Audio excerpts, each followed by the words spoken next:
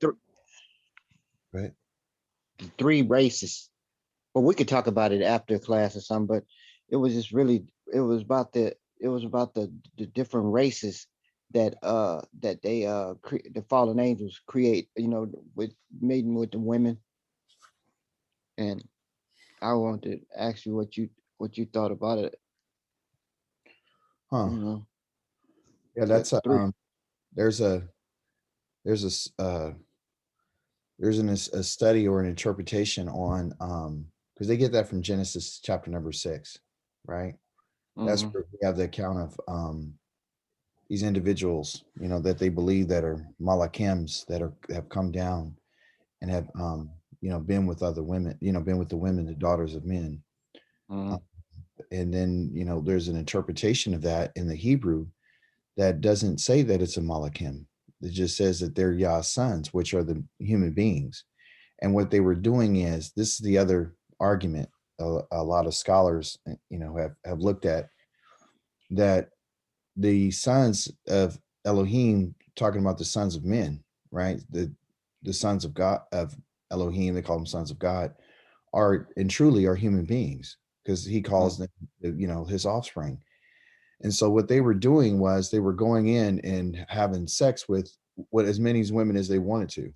That was what was going on. So they were robbing men of their rights of them being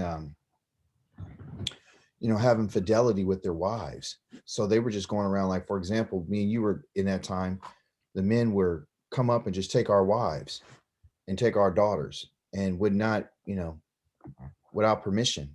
And they would do that to whoever they wanted to do it with.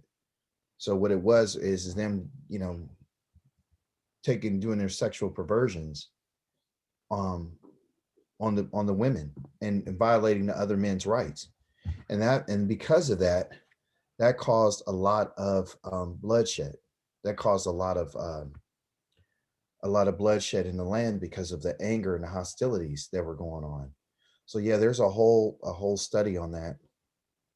And so it disturbs the existing narrative that we've been taught by, you know, our Christian kidnappers. You know, they wanted to, you know, what they do, Dawid, is they spiritualize literally everything, right? They give us all these mysteries. They give us a lot of writings that have to do with things that we've never been seen. It's like getting access to a world that we don't have access to, we've never seen, and no one's actually seen that world, you know. But because they created that world, you know, it's kind of like Greek mythology, how they created, you know, different gods and different stories and different images. And so in anything in sorcery or witchcraft, what they need is they need a story to go along with the image. See, a story is no good without any images. It's like cartoons. You know, cartoons that were on TV back in the day that didn't have any dialogue or any you know, monologue or whatever, any communication of any speech, would be just nothing but a cartoon. It wouldn't spark your interest. It's not until they are actually able to put a narrative to the image that it becomes real to us. So that's what we need. Like, for example, when you read the Torah, Mm-hmm. there's a lot of things that are mentioned that, you know, like, you know, the mountain being caught on fire, and, you know, the fire going all the way from the top of the heavens all the way down into the to the mountain. That fire was not just a campfire. That fire was like literally thousands of feet in the all the way up in the midst, you know, in the air, you know. And that's, Oh. yeah, so it wasn't just a regular fire. It wasn't just a fire of, you know, a campfire kind of, you know, like the mountains just on fire. No, the fire went all the way from the bottom of the mountain to the top of the mountain, all the way into the heart of the Shamayim, which is the sky. It went Mm-hmm. in all the way up. So all the way down, all the way. So what it was is this great fire with this lightning, this thunder, this darkness, this thick cloud, these rumblings, and they saw, you know, they saw the lightning, they saw the thunder, they said they saw thunder. So this great sight that they saw is what scared them to the point of where they couldn't handle it. They couldn't handle what seeing this. So I give that example to show you that when we talk about, um, the different stories and the narratives that we receive, there's always going to be something that's in question about, well, did that really happen? Right. And so Mm. there's evidence, though, that that did happen. There's evidence in the mountain in Sinai where the mountain is charred, complete, Right. it's completely charred. Yep. There's evidence to the fact that Noah's uh, ark had landed in Ararat. Okay, Hmm. there's physical evidence. They have a stone that it was split in the middle, or like a cleft was put in it. Right, that's Hmm. where it said that Moshe was tucked in that cleft as Yah walked by and put his hand there. Okay, and there's a stone that had also a cleft that talks about where Yah split it and water and rivers of water came out of it. So there's a stone that's split directly in the middle, where they apparently said that Moshe struck that rock and it opened up and rivers of water came out of it. So there's evidence to what those narratives are. There's evidence, okay, when you talk about we being the children of Israel, like he says, you guys are going to go into slavery on slave ships, and you're going to this, and this is going to happen to you, and this is going to happen to you. They're going to put rods of iron around your neck. There's Hmm. evidence that you're going to lose your mind when I send you to these different places. There's Hmm. evidence. Okay, so when we look at anything in the Torah, in the Hebrew, there's always evidence. There's always some sort of evidence. They have writings in all other cultures that talk about Israelites. They have images of the Israelites all over the walls in Egypt. They have Israelites. They talk about on this they have a stone and they call it the stone of Moab, which has this is called a steel stone that has inscriptions on it about the children of Israel. There's there's always archaeological and physical evidence to our narrative and our story. So that's what you got to look for. That's what I love about the Hebrew. It's because the Hebrew gives you a story and it gives you images, but it also gives you culture. Hmm. This language gives you culture. It opens up your mind to understand, like we went over last week. They talked about how when we look at the word El and we see a lamed, which is the shepherd staff, or the word call, we know, oh, that means to tame, and that's a shepherd staff. So when we see that word, we understand, oh, that's Yah directing. That's Yah Hmm. taming. So when he says these are the words that I'm using to tame you, because Israel has been led out of Egypt like a whole bunch of cattle, and he says, you guys are my sheep. And so when we look at those terms, that's why Yah uses agricultural terms, because the method in which he dealt with Israel is like a shepherd, and he's still shepherding us today. He said, my Hmm. sheep are lost. They're all over, they're scattered because the shepherds that I did put over them failed them. And who were these shepherds? These shepherds were kings. These shepherds were their leaders. These shepherds were people who were supposed to help and direct them to Yah, but end up ultimately doing their own thing. Hmm. So he says, I'm going to go get them myself from scattered all over the four corners of the earth. I'm going to go get them myself. So we'll look at that, today if you like, and I'll show you what the creator says. And Right. that's the whole thing. And that's the reason why you're learning Hebrew, because you don't want to listen to what other people are talking about, Uh-uh.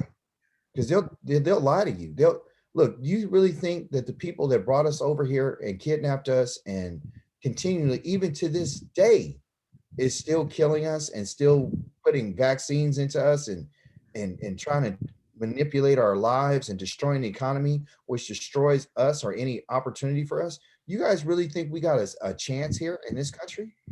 At all. Nope. Nothing. No. Do you think generations from our children and children's children are ever going to have what they really truly need in this country? No. I So saw something. Not to cut you off. I saw. What I'm gonna say this. I read in the New Testament over and over again. I have never, ever seen them say anything about us going back home. But but in the Torah, Yeah, that is all he's talking about. that's all he's talking about. You just nailed it. That's what I'm trying to get you guys to understand. Like, if you think about it, there's no ever mention of returning to nothing. Okay. And the reason why they've done that is because they want everyone to be God's children.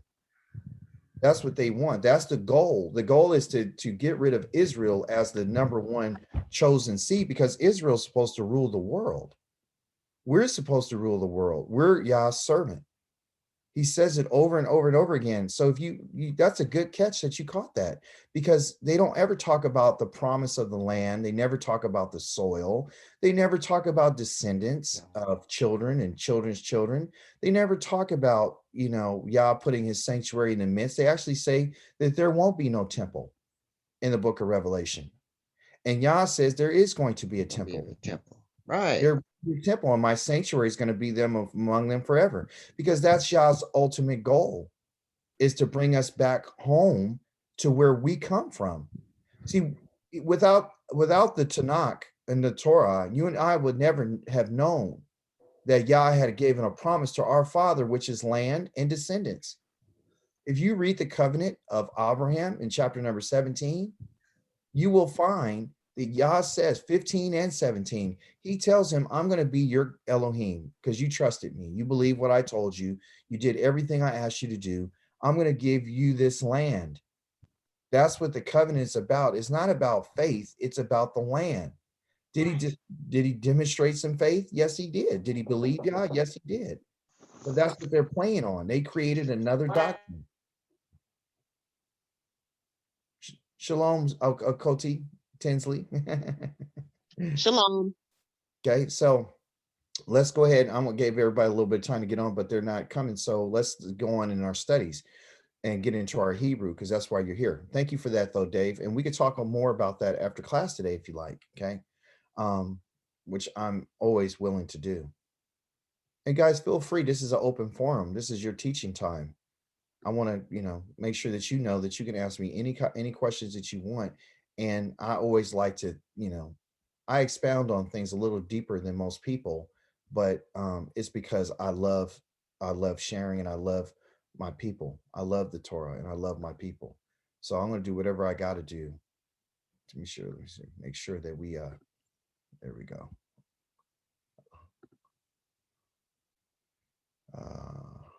That's acting crazy. All right. Hallelujah. Shiva. Why I want to share it? Red book. Come on. Give it to me. There you go. All right. What do you guys see on your screen right now? You see Exodus? Oh, okay. You don't see Exodus chapter number 20? No, not yet. Okay. Let me stop the share and go here. You see, I see you. All right, let's go. Now, what do you see? You see the information? No, it's still trying to start the share screen. Oh, it's still trying to start it?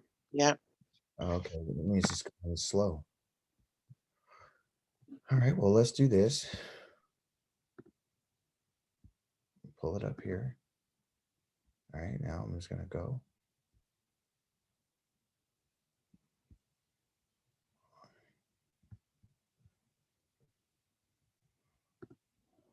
All right. Technology.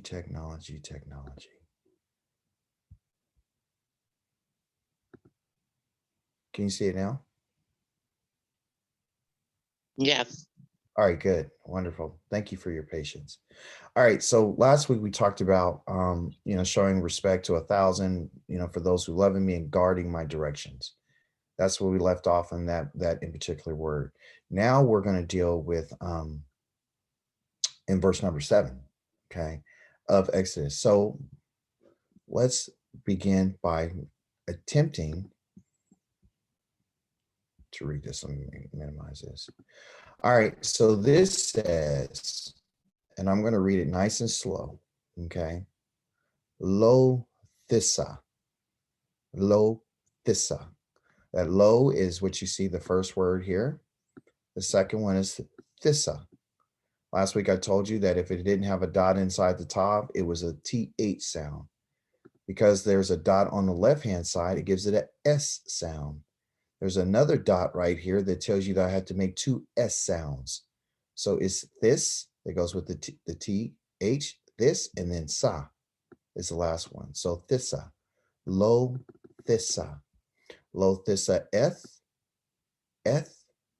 it's eth, and I have a dot on the right-hand side. So that's eth sham yawa, eth sham. So lo thissa eth sham yawa, okay? Okay, excuse me, I'm corrected. I said sham. I didn't look at the vowel point. It's shame. Eth shame yawa. Okay. Eth shame yawa. And then we have Eloheka. Eloheka. Then we have Lasha. Lasha. This right here is a W sound. Okay. And then here they call this a quiescent. I don't expect you to remember it. It's a floater. It's a floater vowel, right? Just gives you that last sound, okay? Because there's always going to be consonant vowel, consonant vowel.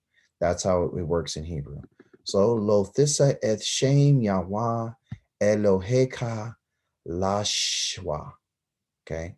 Lasha, lashwa, okay? Ki. It's like the I and it, ki. It has a hard K sound because it has a dot in it. If it doesn't have a dot in it, it's a soft, it would be qui. It's not qui, it's ki, ki, ki, okay?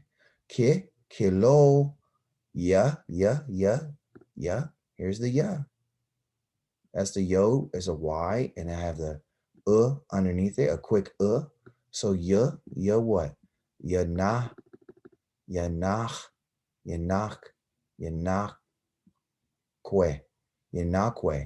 This here is that it gives you more like a sometimes it sound like a K sound, depending on what vowel's next to it, but it's really a Q. Okay, it's a kof. So you have to put it like, if that's a Q, it'll be que. It wouldn't be K, it'd be que. Okay, well, yanakwe. Okay, now you could really hear that Afro Asian sound in there. Yanakwe. Kilo yanakwe. You hear that? You hear that kwa? Yanakwe. Okay, yanakwe. Yanakwe yawa. Yanakwe yawa. Yawa. That's that that's a ya, and that's that wa. Yanakwa. Okay, here it is. Yanakwa yawa. Yanakwa yawa. And eighth. So you see that there's 2 dots versus this 3 dots. Just why? That doesn't make a difference. That's just for pronunciation. The eth is still a direct object marker. Is still a arrow pointing to the subject of what they were talking about. Okay. Here, this is a reduced vowel underneath here, and the aleph has no sound. It's silent, and you have ah, a quick ah. Okay, not ah, but ah, real quick ah. Very reduced, and it's short. It's reduced because it has these 2 dots on the side of it. Okay, and here it is. The dots on the right hand side. So that's the shin, and it's a share. But we noticed again that there's what they call a makef right here, which means when I say I share, I can't leave it by itself. I have to actually sound this together because they're connected through that with that little tool, or will one say the function of the makwe, okay, which is this. It connects things together. So when I say eth shem yawa right here at the top, I have to say it all together. I just can't go eth shem yawa. No, I can't say that because it's meant to say it all together. So eth shem yawa. And when I say this one here, it is asher yisa. Asher yisa. It's because they go together. And what brings them together? When you see this, it means that you got to say those two words together. So that's asher yisa. Ishye, which is the Y for the yod, and the it is an it. Okay. And then we have the schwa, which has, excuse me, the shin, which has the dot on the left-hand side. It gives me two S sounds. So Wayisa, okay? And then what? Just the floater aleph, okay? Wayisa, Wayisa, okay? Yisa, excuse me, Yisa. Asher Yisa. And here again, we have another makwef again, okay? Right here, this little thing that connects it. So it's eighth shemo. Sh, sh, sh, sh, sh, sh, sh, shemo. That right there is quick. Okay, okay. And you can remember that just it's just quick. It's just right out your mouth. That they really supposed to have put this dot that you see right here over the mem. I think it's a printing problem for him. It should have been over the wa. Okay, but I know what it means is shemo. Okay, and shemo. Okay, shemo. Eth shemo should both be together. And then again, that same word again, lashawa, lashwa. Okay, what's that? Lash, LASH, lash. See, in English for us, it'd be lash, but it's not lash, it's lash. And then we have another SH. And with a underneath it, a long one. Okay. And what? A W, a wa. So you go lashwa, lashwa. Okay. You got to get your mouth used to it. These are words that you've never seen. These are words you've never heard. They're words that they're not used all the time around you. So you don't know what they mean. And then it scares you because you're like, well, what does it mean? You know, the lo lissa et the shame Yahweh Elaheka, the lashawa, the kilo, the yanakwe, Yahweh et the Yadisher Yisa, et the shemo, the lashwa, right? What does it mean? And let's talk about what it means. Again, you know that lo, and it's never going to change. Lo means no or not. Okay. And it negates, it's just something that's put on front of a verb. Okay. Lo will never be after a verb. It will always be before a verb. And when you see this lo, it means no, N-O or not. Okay. No or not. Okay. And what does it do? It negates. So it negates an action. Okay. And the action is a verb. Okay. So it negates the action of the next verb. So if the verb is to do something, this is saying you're not going to do it. All right. Plain and simple. The next one is thissa. And we know that in Hebrew, which we're going to continue to learn about, is that verbs come in three letters. Okay. But this whole word right here, thissa, is not the verb. It's not the verb. Okay. Thissa is not the verb. The verb actually is right here called nasa. Nasa. You say, well, what happened to the noon? That has a noon right here. Where's the noon at? Because it's not here. So where is it at? Well, because this verb is a weak verb. Okay. So you have two types of verbs. Types. Okay. You got a strong verb. This will be easy for you to remember. I didn't say that two types of ways that you conjugate. You have many ways to conjugate. I'm just talking about the two types of verbs. You got a strong verb and you got a weak verb. Okay. Weak. Right. So in anything, in any culture, in any, thing in creation, there's always something that's strong and there's always something that's weak. Right. When you're strong, you don't need to be changed. It stays the same because you're strong. It has strength and it's not going anywhere. Okay. It's strong. It's not going nowhere. So we're not talking about those verbs. But today we're just talking a little bit about a weak verb. Okay. And a weak verb means that there's certain letters in a verb, okay, that are weak. Okay, not just a word, but there's certain letters. The letters is what makes the verb weak. Okay, so let's take this word that we have over here, are called nasa. It has a noon and a shin, and then it has an aleph on it. Okay, so there are weak verb letters. Okay, and I'm going to write them on the opposite side over here so you'll see what they are. And all I want you to remember is this guy. When you talk about a weak verb, I just want you, and this is information that you guys are going to get, and you'll be like, oh, okay, I get it. I get it. Don't worry about it. That's why you're learning. That's why I'm teaching you. There's a guy, a prophet, his name is Jonah in the Hebrew. Okay. I mean, in English. In English, his name is Jonah. You guys remember Jonah? You remember the story about Jonah? Okay.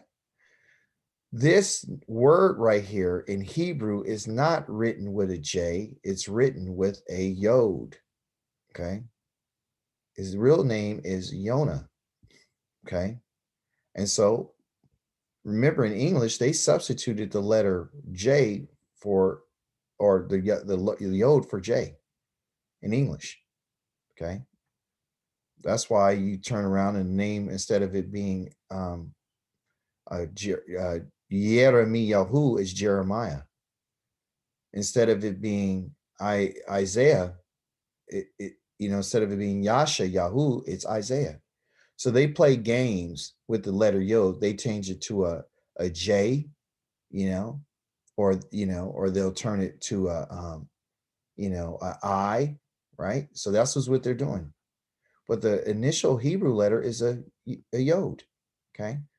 So let's look at Jonah's name, and I want you guys to tell me. So we know, right? I just told you the first letter. What is the second letter that that could be for the vowel? If you look at all these letters right here, tell me the next letter. Well, that's going to be hard, so I'll just give it to you. The next one is a wa. That's represented by that letter O right there, that vowel. Okay. This Yonah. Okay. What's the next letter? So we got this out of there. We got this one over there. What's the next one? A noon. Thank you. Good job. So the noon is the next one. Okay. Right. And what's the next one? It's I'll only say one. a hey. Yes. Good job. So the hey, there you go. So these letters here for his name, and I forgive my writing. That is so ugly. I'm a really, well, my mother made me a perfectionist when it comes to different, things that it's supposed to look a certain way. So forgive me if I change things and go back and write it again. She used to make me rewrite my homework. She wouldn't receive it unless it was done right. So if I see something that's aesthetically doesn't look pleasing, I'll correct it, even if I'm doing it with my finger. All right. So Yonah here is the name. Okay. And that's his name. The Yod, the Wa, and the Noon, and the Hey. Okay. So these are the weak letters. And you can remember it because Jonah was what? He was weak. He didn't want to do what the creator wanted him to do. He made all kind of excuses why he couldn't do what he wanted to do. He was weak in taking what? Action. So remember that. You can remember this by him being weak in his action, by doing what the Most High said. So these letters, okay, which is his action, these letters, which is the Yod, the Wa, and the Noon, and the Hey, are weak. So if those letters are in any verbs, that letter falls off when you add a letter to the front of it, okay? So prior to it going from Thissa, it was Nasa, right? So how did it change from Nasa to Thissa? Well, we know that in Hebrew, if I want to say I want to do an action, then I would add an aleph. So if I said I, the pronoun I is represented by an aleph. I. Okay. This letter right here, when it's put on the front of a word, it means I. It means I what? I will. Okay. And remember, I will is an action. You see, it's not just I, it's I will. Okay. The next letter, if I wanted to put it, if I say that, and that's first person. That's first person. That's you, right? I. Okay. First person. I'm the one talking. Now I'm gonna do the second person. Okay. Because remember, it's always about the person, the gender, and the number. So the next letter is for you is called the second person is a tav. Okay. Okay. And it could be with a dot in it sometimes, and sometimes it won't have it. But for the sake of demonstration today, we'll leave the dot out. That's the second person. Okay. And the second person means you. That's the second person. Okay. It's a tav. You what? Will. You will. We need to get this in our spirits and in our minds. If you're going to do something, it means you have a will to do it. I will do this. You will. Okay. You will lift up. Okay. The next one is a third person. There is no fourth person. There's first person, second person, third person. So in the third person situation, you're talking about someone who is not in the conversation. Okay. And so you're talking about someone who's not there. So it could be he, it, because it could be a thing or a person. Or it could be she or it, because some things are feminine. Do they have feminine horses? Yes. So is it a person? No, it's an animal. She. And then both of these, of course, will. Okay. He or she will. And how is that represented? Okay. Easy. It's represented by letters. The letter that is going to be used to tell us that it's a he is going to be a yod. He will. Okay. He will. Okay. That always means he will or it will. Okay. If it's a she, it'd be a yod and a, excuse me, it will be a tav. Sorry. It'd be a tav, but with another letter at the end. It would look like, I got to get more room so I can show you. She will be a tav. And then at the end of it, it will be a yod here. That means she will. Okay. And those are the pieces of the puzzle to tell you who is talking. So in our example right now, what we have is a tav. Okay. And it means you. Okay. You what? Well, if you knew your vocabulary, right? Check this out. If you know, like I know because I've been reading it for so often, I know that, when I see the shin and the aleph, I know that was a noon because I know that I added this letter. So I have to ask, well, if I took that letter out, what letter will replace that? Well, I know what my weak letters are. So I just start replacing letters in it. Is it Yissa? No. What is it? Wasa? No, because that doesn't go in there. Is it Hasa? No, I've never seen that word. It's Nasa. I remember it because I know what it means.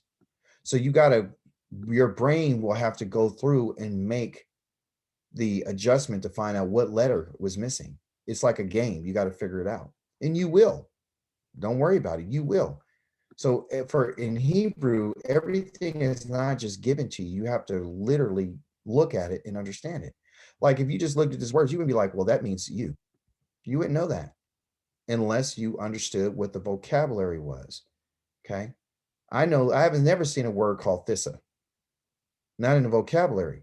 So what we have, what we need to understand is this: in any grammatical situation with any Hebrew word, there always will be a whole bunch of vocabulary words like NASA and a call, and they just got 3-letter roots all over the place. There's hundreds of them. Okay. And what you do is when they're put into the conversation, they add letters to tell you who's talking. Is it a first person? Is it a second person? Is I doing it, or you will, or he will, or she will, or what is it? You know, who's doing the action? And that's why you add these letters. You add the aleph or the tav, or you add the yod or the tav with another yod on the end of it to let you know who's the one doing it. Is it first person doing it? Is it I will, you will, he will, she will? The he will and she will, the yod is automatically tells you that. And the tav with the yod on the end tells you that as well. So the foundation of all learning in Hebrew always has to do with the 3-letter root, because the 3-letter root is the foundation. Because what they're doing, you guys, is they're just adding letters to the roots to conjugate it. So you might have a root that started off with nasa and ended up with thissa, but it will be used as essa. It could be thissa. It could be asa. It could be all kind of stuff.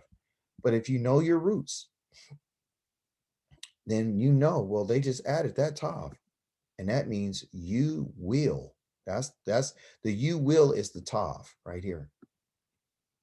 That's the you will. The lift up is the actual verb. Okay, but because it was weak, it dropped off the noon because it's a weak letter, and then they put the tav there because they wanted to tell you that who it was. Yah was telling you what you will do. Okay, but because it had a low in front of it, it means you will not do. Okay, so again, now I can explain it. It's telling you the morphology. The root is this word here, nasa. Okay, he uses he lets you know what the letters are. That's the N, that's the S, and this is the A. Where we know there's no A, but he's transliterating. He's just giving you English letters for the Hebrew letters. Well, we know that in Hebrew there is no A, but just for the sake of us understanding it, they turn the aleph into an A. Does that make sense? So Strong's, they give you the Strong's. He lets you know the meaning means lift up. And then the prefix. When you know what a root is and you see what a prefix is, I know what the prefixes are. And I just showed you what they were. They're the aleph, the tav, and the yod, and the tav with the yod on the end. It identifies the tense. So what is it telling you about the tense? What is a tense? The tense is telling you if it's either in the future, or it's in the present, or it's in the past. Is it in the front, or is in the middle, or is in the end? The future is always going to be when they add a letter to the front, right here, of a noun. So in nasa, in that case, nasa, the tense for nasa would be this. Oh, they added a letter to the front. They got rid of the nin, so that's the future. They replaced it with a tav. Okay. So that's future, you will. Okay. If it was added, if a letter's added to the middle, right here, right? That means that it's in the present, meaning it's going on. And usually it'll be represented by something like a wa with a o sound, or just a o by itself. That means participle, meaning it's actively happening. If something is added onto the end, that's in the past. And that's easy for us to remember. If it's in the future, it's in the front. F future, F future, F front. If it's in the past, it's in the end. It's in the end of a word. It's the end. So you know it's past tense because it's put on the end of the word. If it's in the middle, it means that it's neither past or present. I mean future. It's right in the middle. It means it's in the middle of doing something. It's not finished. So that should be easy for us to remember. Okay. Easy. If it's in the front, it's in the future. Okay. So you shall not lift up. Okay. And here it is. Oh, where did it go? 52. Okay, 53. You shall not lift up. And so again, he puts a comment here and he says, when a verb beginning with the letter noon is conjugated, the noon drops off. Okay. Now, can you see what Akika Dawid was telling you about, Jeff, about this author? What did he do? Did he tell us why? Or he just tell us that this is what it happens? It's just you drops off. Did he tell us why? No. That's the problem I have with him. It's because he didn't take the time. And of course, I can't be too mad at him because he tells us that this book is just about learning to read Hebrew. Okay. So he just gives a little comment here to tell us that this is what it is. So he's not giving us grammar. He gives a little splash, but he doesn't go over it. So the verb, okay, which is nasa, is used in a wide variety of applications in this context of this verb. It has the idea that representing, okay, ing, representing. Because of the negative participle preceding the verb will be translated, you will not lift up, okay? What does all that mean? He means that, because it's saying not shall you lift up, meaning that you will not, okay? You will not be doing this. You will not be representing. You will not. So it's not, when we think about lifting something up, and this is what I want to take the time to explain. In the Hebrew culture, when it talks about lifting something up, we think about what do African people do? They lift things up and they carry things, okay? They lift them up. And when they lift them up with their hands and they put them on their heads or their shoulders or their necks or whatever they do to lift something up, or they hold buckets of water, right? And so they're lifting up in there. And because it's being brought up and it's being lifted, it's like representing something, right? Abstractly. So he's using an English word to explain what it means in English, not what it means in Hebrew, okay? Anytime you lift something up is bringing attention to it, okay? So if you lift water up on your head, everyone knows, hey, he has water on his head. It's visually, you can see it with your eyes, okay? So he's saying if you take that concept of lifting something up, it means representing something. For example, Israel is an army. They're an army of people. They weren't just people, a whole bunch of shepherds just walking around and, a whole bunch of cattle. And like the movies show us, they're walking around and everybody has on a mantle and sandals and so forth. And, they don't look like warriors, just a whole bunch of, nomads running around, right? They were shepherds, but they also were an army. Yah had divided Israel up into 12 tribes. And each one of those tribes had a standard that they would have a flag with a banner. And that's why Judah is represented by the lion, and Dan is represented by the serpent, and Simeon is represented by a castle. You look that up. One is Benjamin, which is the tribe of Benjamin, is represented by a wolf. So on these banners, these flags, I don't know if any guys ever seen the Game of Thrones, but in the Game of Thrones, every family had their own standard. They had their own flag. They're represented. So when you saw that flag coming, you knew, oh, these are the Lannisters, or these are the Starks, or these are the, whatever other families they had in there. So when they saw our flags, they would say, oh, that's Judah. That's Yehuda right there. Oh, that's Levi right there. Oh, that's So this is what Israel is. They're one of Yah's armies. That's why he calls himself Yahweh Zavaoth. Zavaoth means Yahweh, he who exists over the armies. And Yah has a lot of armies. He has the armies of the sky. He uses the sky, the sun, the moon, and the stars. He says, I'm Yahweh Zavaoth of the heavenly host. He has armies of locusts. He has armies of insects. He has armies. That's when he attacked Misraim. He attacked them with his armies. He has things that are in his treasuries, which are thunder and lightning and a whole bunch of stuff. So our Elohim is one of war, and his people are a people of war, and they're an army. I just wanted to bring that point out because when you lift something up, you're representing something, right? So he says that you shall not represent, and then he tells us what we should not represent, and he's using this indicator here, eighth, okay, which is the aleph and the tav, okay, meaning the beginning, because that's the first letter, and the end, okay. So the first and the last, okay, because they're the first and the last letters of the Hebrew language, right? It's the first and the last. Okay. We know that for sure, right? But also, too, we know that the letter Aleph means what? It means strength. It's the first because it's the strength. When Yaakov had Reuven, he's called his firstborn, and he's his firstborn. He says, "You're the strength of me. You're my first. You're my strength." He tells him, "You're my strength." Okay. So the first is always has to do with strength, right? I don't know if I spelled that right. The last, the tav, has to do with a mark. If you look at your Hebrew, it tells you it's a sign, it's a mark. Okay. It's a mark.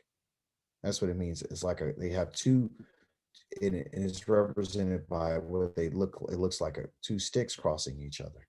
Okay. And some people call that a cross, but it's a mark. And it wasn't a mark for a cross, to hang somebody on. That's not what it's talking about. It's talking about a mark that in agriculture, or a sign they would use.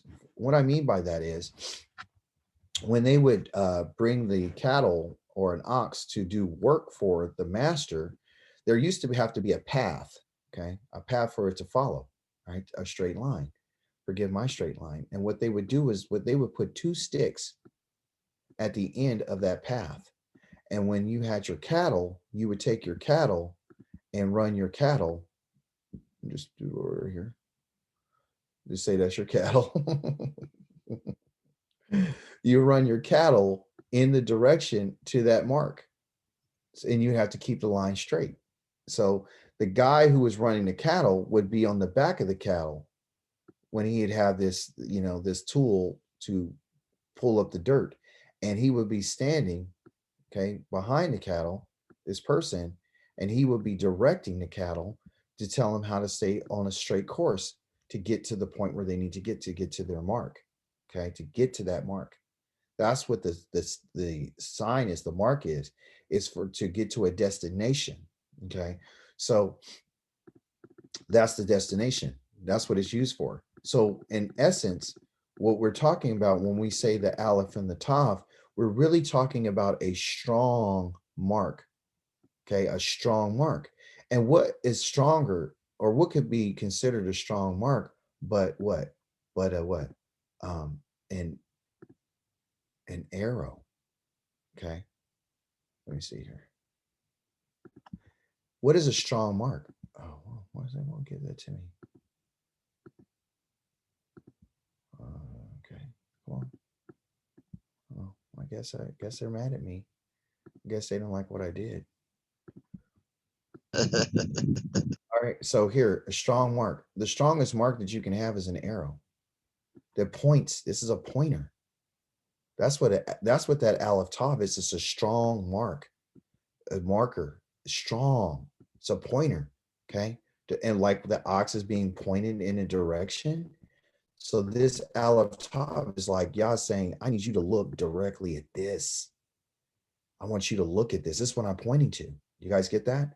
So this is what the Aleph Tav means. Okay. So when he says it's a definite direct object marker, that's a nice grammatical tool to say, or expression. Well, what does it mean? Like from an agricultural standpoint, I just showed it to you. It means to point to something. Okay. And in this case, what we're taking the pointer and we're pointing directly to what the verb has told us not to do. Okay. So he said, I need to point right to this. So the one thing that he wants to point us to is the name. Okay. So the pointer's being used. All right. And what pointing to what? To shame. Okay. Because that's what it is. These two dots under here is a sound. Okay. A, like say, or if you're, like his little thing, is still the same sound, A, like in gray. Make your choice. I like to use the AY in my mind because it's easy for you to remember day or say or lay. You understand? So for me, I just accepted two dots. It's an A sound, which it is a sound. There's two, and that's the crazy part about sounds is like that is A. And it could be what? Gray. You got a sister named Faye, right? So you just decide which way you want to go with it. It doesn't matter. It's still the same sound because we're talking about sounds. All right. So this is shame. Okay. Like, I'm put to shame, but it's not, it's your name. And shame means name. That's what it is. And you see that it's a noun and it's 2 letters. Okay. So it's not a verb, it's 2 letters. It's the root. And we know that, of course, the shame represents 2 teeth, it means 2. And then mem here means water. And what are the 2 waters? What are the 2 waters? Uh, I'm going to come down and I'm going to separate the waters from the waters. The waters on above the heavens and one on the earth. Those are the 2 waters. Okay. So if you look at this right quick, which I find to be amazing, praise the Holy One of Israel. If it's 2 waters, and here's the waters above, and here's the waters beneath, right? And Yah says, I'm gonna put something between them. Okay. And what he put between them is called a firmament. Okay, which he says, I'm gonna build out a dome. Okay. The dome is right here. Well, I'm gonna praise the Holy One of Israel. Let me do it again. Because I want visual observation is where you get your learning. So here's the water, and here's the next water. So Yah came and he said, I'm going to divide the waters from the waters. And he did. There's a division between both of these waters. Okay. There's a division. And what he did is to divide them, he used what they call a rakia. A rakia is a dome that is beaded out of metal. Okay. So above this dome is waters, a whole bunch of waters above it. Okay. Above it, this dome. Okay. The Rakia, the Most High calls the Rakia, he changed its name. Remember, he named light day and he named the darkness night. Well, the Rakia, he named the Rakia. And the name that he gave the Rakia is in Hebrew is Rakia, but he changed his name. He changed the name from Rakia to what? Shah Ma Yim. Shama Yim. Okay. Okay. Shamayim. Shamayim. Okay. which means heavens, right? Go ahead, Kim. Go ahead. Shamayim. Now I want you to see the Shah. I want you to see the Shah. So look, the Shah is the 2. Mhm. Okay. Here it is. Okay. Shamayim. Okay. Mayim means what? Waters. There you go. Okay. So then he says, I'm going to change it from, so when remember Yah changed light from or, he says, I'm going to name or, which is light, I'm going to name it day. So he calls it yom, right? So this is what he does. So everything that he created, he created it by doing it like with IKEA. He said, this means to be beat out. I'm beating out this metal. I'm beating this out right here. I'm beating this out right here. I'm beating that metal out. After I beat it out, with my process of beating this out, that rakia, I'm going to call it from a rakia, I'm going to name it, and I name it Shamayim. And Shamayim in English means what? Sky. Okay. It's the skies. So he named the Shamayim the sky. You understand? This is, I'm giving you a transliteration to what Shamayim means. Shamayim means sky. Okay. They call it the heavens, but heavens are really the sky. He said, I'm going to make them the skies. Okay. Just like the Rakia is not called. So it went from Rakia to Shamayim, and Shamayim means skies, which they call the heavens. Okay. So heaven is beneath the dome. Okay. I know we've been taught in the Greeks that they say that heaven is beyond what we can see. The heavens of the heavens. Yes, there is a place that's beyond this. But the heavens that you and I are in are the ones that are underneath the sky. And in the skies, Yah put what? He said, I'm going to put some lights. Okay. The lights that I'm going to put in the skies are what? I'm going to put the sun. Okay. And it's underneath the Rakio, right where the heavens are, between the dome and the waters above. So the sun is not up here where the waters are. It's not here. Like they're trying to tell me and you that the sun is above this. It's in the outer space. The sun is underneath the rakia. The sun is in, see, the dome is here. We're in an enclosed system. Okay. So, you know, people say, oh, that's a flat earth, you know, thing. Well, here's the dome. Inside that dome, okay, because how could you have a hot ball of fire floating around in water? That's magic. It's not true. This scientifically doesn't make sense. So the sun is not above, because this is everything above the rakia is water. That's when Yah got upset with man. He said, oh, let's open up the rakia and let the waters come down. You see, that's what he did. So the heavens are what they call the shamayim, which is the sky. Okay. That now I said all that to say, why did he call this shame? Why is that called shame? Because everything in the shamayim is atmosphere. It's air. Okay. It's air. Okay. And air makes you have what? Breath. You breathe air. Okay. So that's what we're breathing right now. So when you think about breath, okay, you think about your breath, and it's using the word shame, and shame in Hebrew means breath. Your name is your breath. That's what it means. And your breath is your name, and your name is your character. It's the breath of you. So whatever your name is, it represents your character. Moshe was named Moshe, meaning his name means to draw out. Yashayahu's name means Yah is my salvation. And what did he talk about? He talked about how Yah was going to save Israel all the time. You know, you look at anyone's name, you know, Aaron's name means a bearer of light. You know, his sons was Nadav, meaning one who's willing. Avihu means he's my father. You know, Zechariah, Yah remembers. So your breath of you, your name is the breath of you.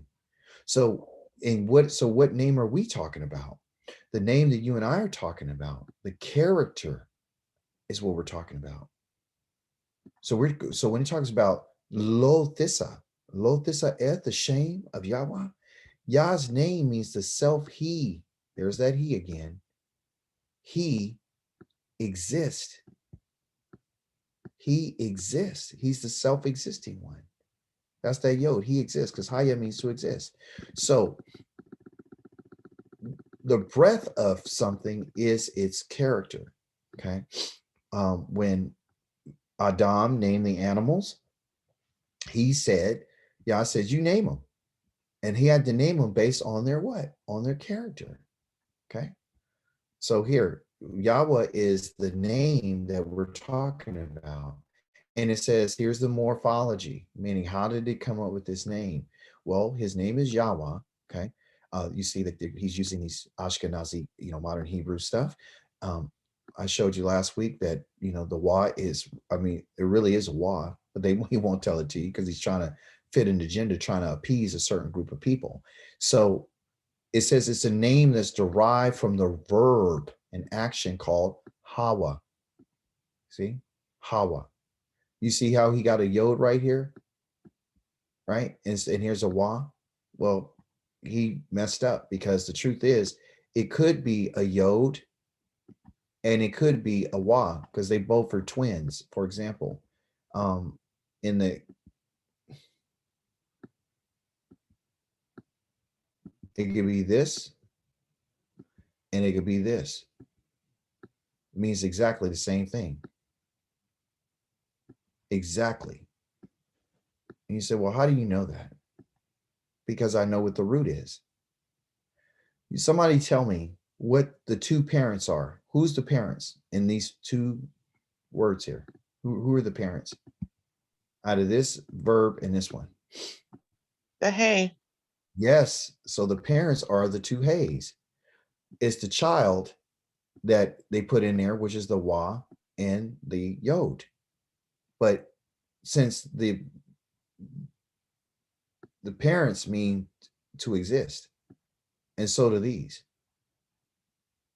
One is just called Hawa, and the other one's Haye. That's all. They both mean the same thing. But let's not just believe what I said, right? You know, I like to always share like why I said what I said, because you need to know, like, how does this come about? Knowledge is what's going to give us increase our understanding.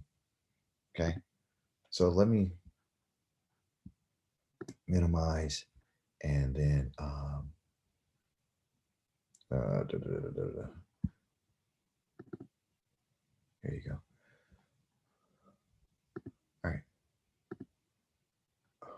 This thing, boy, I tell you, sometimes this thing, you try to manipulate some things and it works, and sometimes it doesn't. All right. All right. So now I know you see my screen, right? Yeah. Good. All right. So that's a cat. So I want to go backwards. I want to go find the Hay family. And so I'll probably find them right about here. Yes. Look, you see what I did? I found it quick. Page 100. Never forget it. All right. All right. So can you guys see my screen? Yes. Yes. Yes. Cool. All right. So now look, I'm just going to show you right quick. So in this, here's what they call a Hebrew lexicon, and all the lexicon, you guys, is a dictionary. That's it. And it tells you all the roots of the Hebrew language, like where do they come from, right? Because you want to know where they come from. You want to know where something comes from. So we're looking at this family from the family of the Hay, because it's a family. Because look, you got the father and you got the mother, right? So I'm in the Hay family. I'm looking at, and it tells you the parents and the children. So now that I got where I want to go, I'm going to the next page, because I'm going to find out these two Hays, which are two people standing directly next to each other, which in this case could be someone who are like twins. They're exactly the same. You see? So 1097 tells us what the Hays are. As you said, Okoti Kim, they are the breath, okay, to breathe, but it means breath. Concretely, it means breath. But to breathe, the action is breathing. And abstract means to exist. So the picture graph is a picture of a man, okay, one who's standing looking at a great sight with his hands raised up and taking a long breath, okay? Like, oh, look at this. And then the actual picture graph represents one who's looking at a great sight with his hands raised, taking a long breath, going, wow, man, you see that? Whoa, right? And so it's a heavy breath, okay? Now look at the child, okay? So here is the parent, okay? This is the child. So when they wanted to turn a child, they just added the letter wa, connecting them, okay? And it means exactly the same thing. It means to exist. The action is to exist, okay? And what's the concrete? Same thing, breath. But now we got to go find the other child, because that's just one child. Because they said that's the one with the wa. You see, guys, see the wa? There's the wa on J. Let's go to page 102, and let's go find the one with the yod.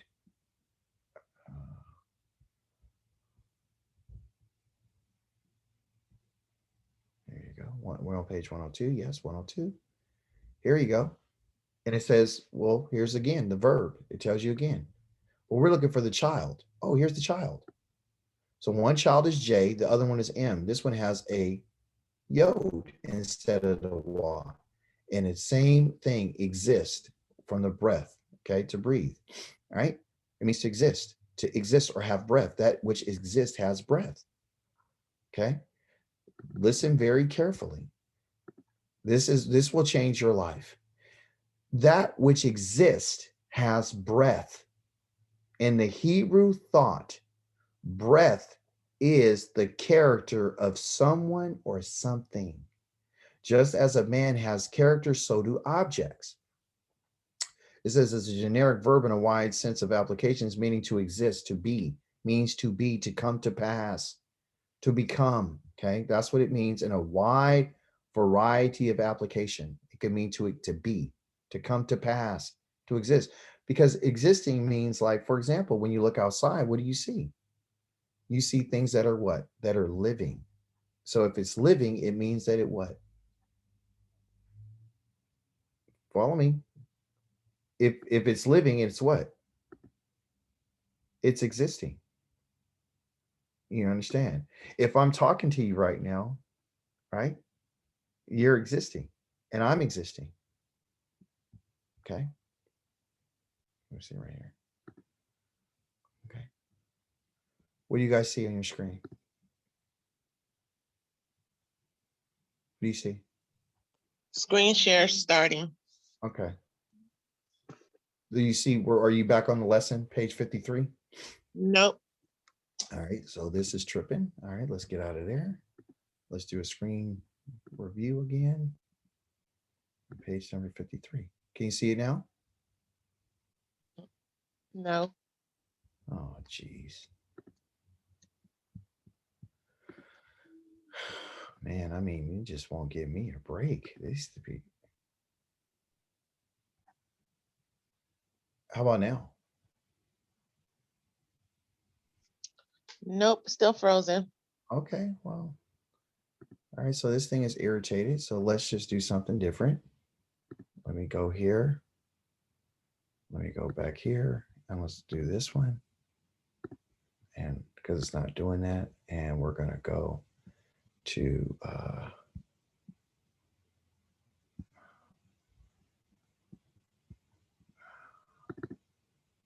what do you see now? We're back to page 53. Okay, good. Thank you, Kim. All right, so now we know what the name is, and his name means the one who exists. Okay, that's what it means, the one who exists. All right, he exists. So when you look at the morphology of his name, it's come from, and he just made a typo here because you see there's a wah right here, but he puts a yod right here. Well, it's exactly the same thing. He just messed up. So the prefix, though, that's added to the front of the word, because the noun, the verb is exist, okay? And it means to breathe. So identifying the subject. So the subject of this is, there's always a subject. There's always an action, okay? But the person who's doing the action is identified in the verb, okay? What does this mean? The person doing the action. So the one who's existing, so you have here, right here, Hawa, right? That's why you hear people call him Hawa, Yahweh. You put this yod right here, Yahweh, okay? Yahweh, Yahweh. So that yod that was added is prefixed to this verb, because verbs come in 3-letter packages like we saw. So the he will exist, or he will, okay, exist, is identifying the subject. The subject of this verb is he, third person. Remember I told you that the yod on the beginning of a word means he? It's the third person. It's the tense. He, masculine singular, okay? Therefore, this name means he exists, okay? And so they go through this whole rigmarole about why they turned his name to Adonai, okay? That's why they go in and say, well, this is why we changed his name. That's something Jewish, and because they figure you can't say his name because it's too holy to be pronounced. But we know that Yah says that his name is Yahweh. He announces it himself in Exodus chapter 34, verse 6. He announces it in Exodus chapter number 3. He says, this is my name, and his name is going to be known forever. You know, this is where I'm going to be known. Now, we know that that's his name. Yahweh means he exists. And then, but he exists as something. And how is he going to exist? He says, I'm going to exist as your powerful one. Because that's what Eloheka means. Okay, coming from the what? The noun Eloah. Eloah is beautiful. Eloah means power, a powerful one. But because he became our power, he puts on a what? He puts on a ka on the end here. He becomes on a he puts on a ending here. Ka. Okay. I'm your Eloheka. I'm your powerful. Okay. So when we talk about his name, he exists as, okay. He's just not saying that when something exists, it exists for a purpose. Okay.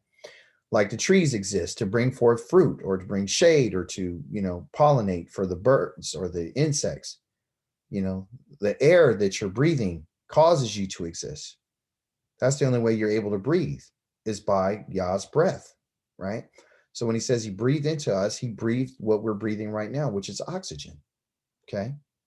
And if anything, for us to exist, we need to be able to have elements to cause something to exist, which is fire. And I don't want to get too metaphysical on you, but the bottom line is, in order to keep something going, it needs to have an energy source, right? And so right now, the air that we're breathing right now is going in and out of our lungs, and we're inhaling and we exhale it, and then the exhaled air is carbon dioxide is being used for plants, right? And we're breathing that in, and we're breathing out carbon dioxide. We're breathing in fresh air. Okay.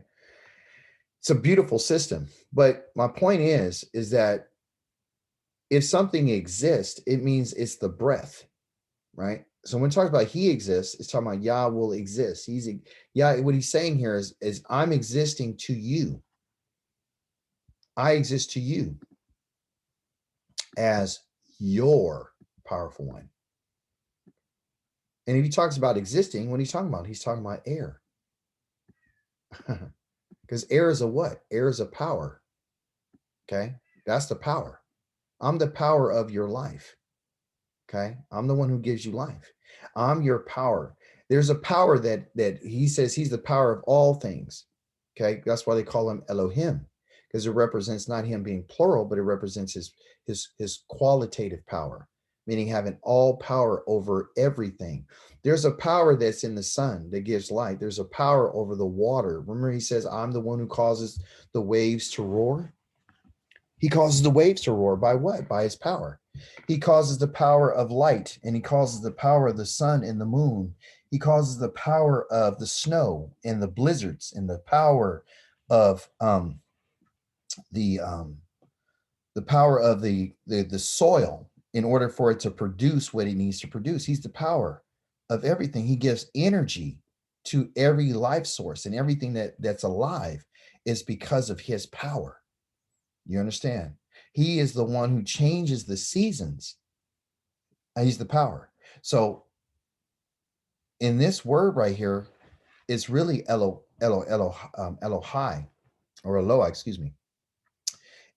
But it used to be Elohim, okay, which means powerful one. Okay. And then he goes and he talks about the construct state, which we're going to start learning about that after we get through this series. We're going to talk about these constructs and how they're all put together. But anyway, when it's in a construct state, they drop the mem off. Okay. So it's another one of those rules. And then they add the suffix, the thing on the end called the ka. Okay. And it's the final ka is put on the end to represent you or of you or your. Okay. And so often this noun is used for something or something of great importance or stature, or in the context of its use will determine how the word is being used, whether it's being used singular or plural. For example, what he means by that is the first sentence in the Torah says, in the beginning, Elohim created the heavens and the earth. Well, the verb that's being used there is bara, which means third person masculine singular. So if the verb is third person masculine singular, then this noun is third person masculine singular. It's not plural. That's why he says it'll tell you that it will be used either as a singular or plural. So even though it may say Elohim, plural, it doesn't mean that he's many, depending on the verb. He calls us Elohims in the book of Psalms, I think 82. He says, you guys are gods. You guys are Elohim. I have not called you Elohim, and I hold you responsible. And he's talking there in plural, okay? Because it's talking about a group of people. So here in this case is being used as a singular. Yahweh is singular. He's not plural. Yahweh is a singular because this noun is used as a singular, okay? So that's when you know the structure and you know how to break a word down and you understand how it's put together, you'll be able to better understand what the text is saying. Okay. So he's the powerful one, and he is the direct object of the preceding verb. He is the one that the arrow's pointing to, is pointing to his name. Okay. I'm going to have to speed it up a little bit. So here, the Lashawa, okay, he transliterated as Lasha, right? La, Sha, and then he has this V right here. It's not V, it's a Wa, okay? Lashawa, okay? So it's Lashawa. Lashawa means as false. So I don't want you to lift up my name, okay, as being false. I don't want you to misrepresent me. Remember, it's talked about that word lifting up means representing it like a flag, okay? Saying, you know, here comes Judah, you know, but instead of it being a lion, they got a duck on the flag. That's what he's saying. He's saying if I'm represented in one way, and this is how I said that I'm represented, and you come and you you lift me up to be false, to saying that I'm something, or I have a certain attribute about me, then we're going to have a problem. Okay. So the base word of this is to what? Is swa. Okay. Shwa. Shwa means false. Okay. So I don't want you to lift me up as being false. Okay. And la, of course, is a prefix. They put that on the front of the word, and it means to or for. Okay. Or in this case, they translated as, but it's a preposition.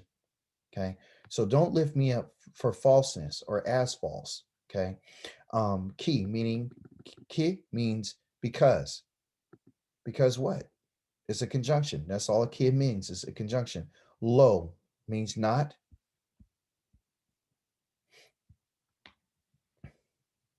Yanakwe. Okay. Yanakwe.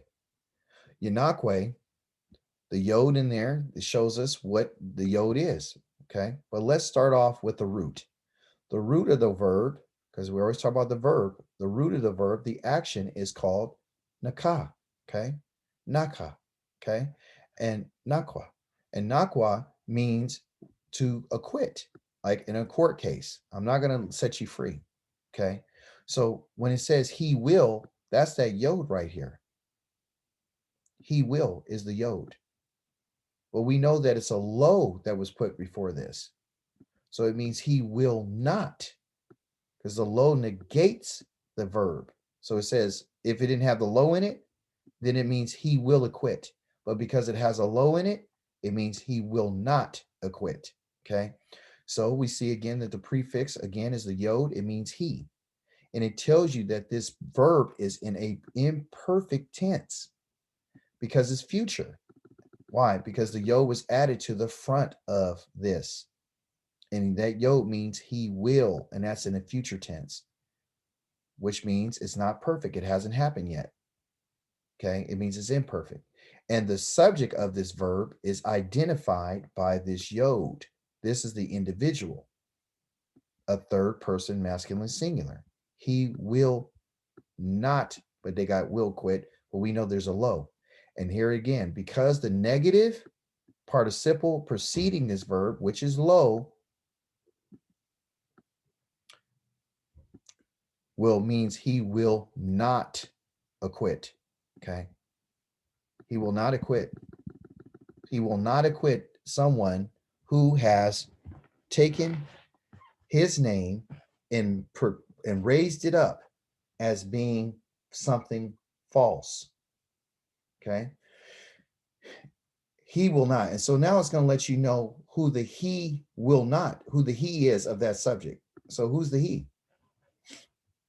The he is Yahweh. We already went over what his name means. Okay. Because he's the self-existing one. He's the one he's the breath of us. He's the breath of everything. He's the power of everything. He says, and then he has another arrow there pointing us to what? Asher. Okay. Asher means who, what, which, that. It's called a relative participle. And a lot of times it's called a relative pronoun, which is going to tell you who and what and when I'm talking about. Okay. Who am I directing this towards? And it's letting you know who it is. And so the who that is directing to is the he, the individual, which could mean a male or female, in the sense of context, because if there's one male in a group of all women, they would still call it he, a person, okay? Because it's male dominant, like with anything, males are dominant. And so we know here again that he is the yod, and it means he will. That's why it's put on the front. And we already went over what nasa means. It means to lift up. Okay, so we already went over that. So Yah's dealing with somebody that he's pointing to. Okay, and he goes, what? He's pointing to what he's talking about. This eth again is an arrow pointing directly to what? To his name. So now it went from shame to shemo. Okay, so this is very easy to remember. We know that the noun is shame, which are the first two letters here. Okay, and which goes right here. But we also see that there's something added to the back of this, and it is called a what? Third person, masculine singular, possessive pronoun. Possessive, meaning it belongs to this individual, of him or his. So what part of this word is him or his? The part of him or his, third person, is this yod, this wall right here that means O, shemo. Anytime you put O on the end of something, it's his. It's possessive. So for example, name, shame, his name, shemo. Different pronunciation, still same root. If I say bread, right? Bread in Hebrew is lakem. And if I want to make it his bread, it would be lakamo. If I was to say son, Bane, what would be his son? But no. Thank you. If I say sign, which is oath, and I said his sign. Oath is the sign. I said his sign. Otho. Thank you. Otho. So just use the same word and then put O on it. You see? Horse, Seuss, his horse. Suso. Thank you. It's his horse. You see? Karev is a sword. So it's Karev. Karevo. Okay? So O on the end of any word is his. It's possessive and it's a pronoun. It's a possessive pronoun belonging to him. Okay.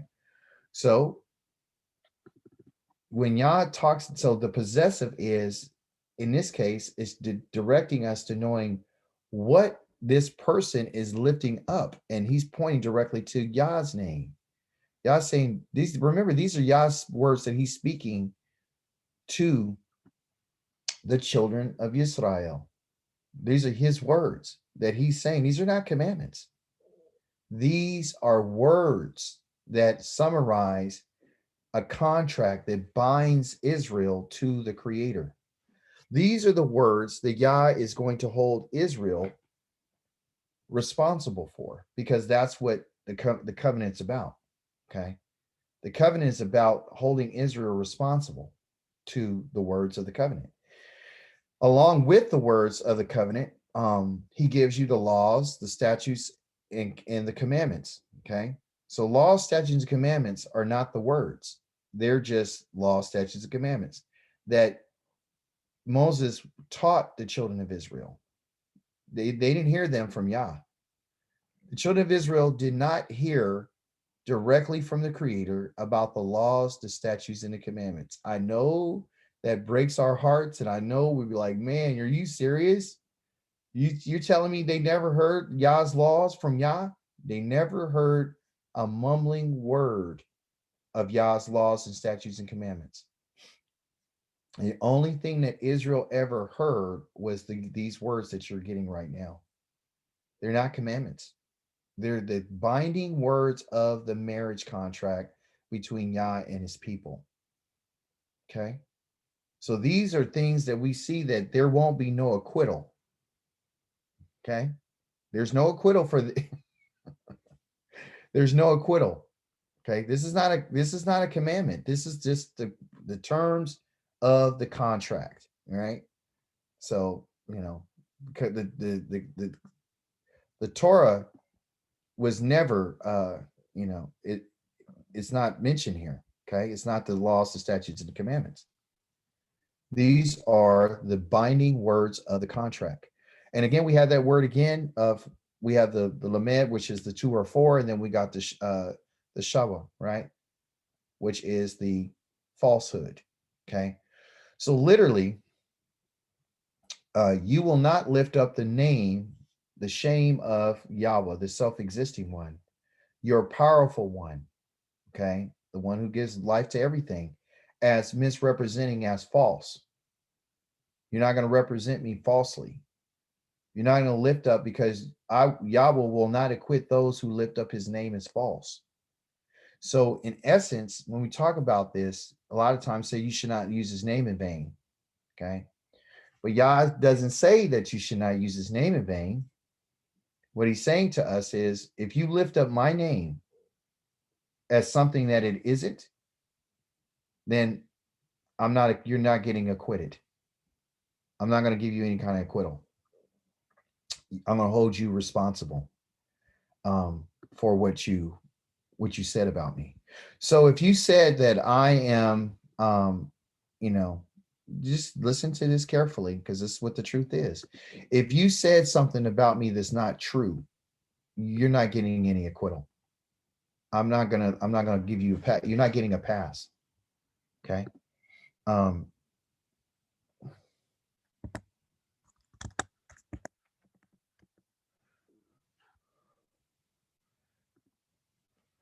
So let's just be clear. Can you see my screen? Yes. Yeah? Okay. So acquittal is a judgment that a person is not guilty of a crime with which the person has been charged. So there will never be any clearing, any exoneration. You're not going to be set free, any absolution. Okay. And if you notice, they got the little picture over here with this, because Yah is an Elohim of judgment. Okay. He's an Elohim of judgment. You will not be exonerated. Okay. There will be no absolving of anything. You will bear 100% blame. Okay. There won't be any release. Period. And why is he saying this? Because he's telling us, if you and I are going around saying that he's somebody that he's not, then we're in trouble. If we're going around and we're saying that he's not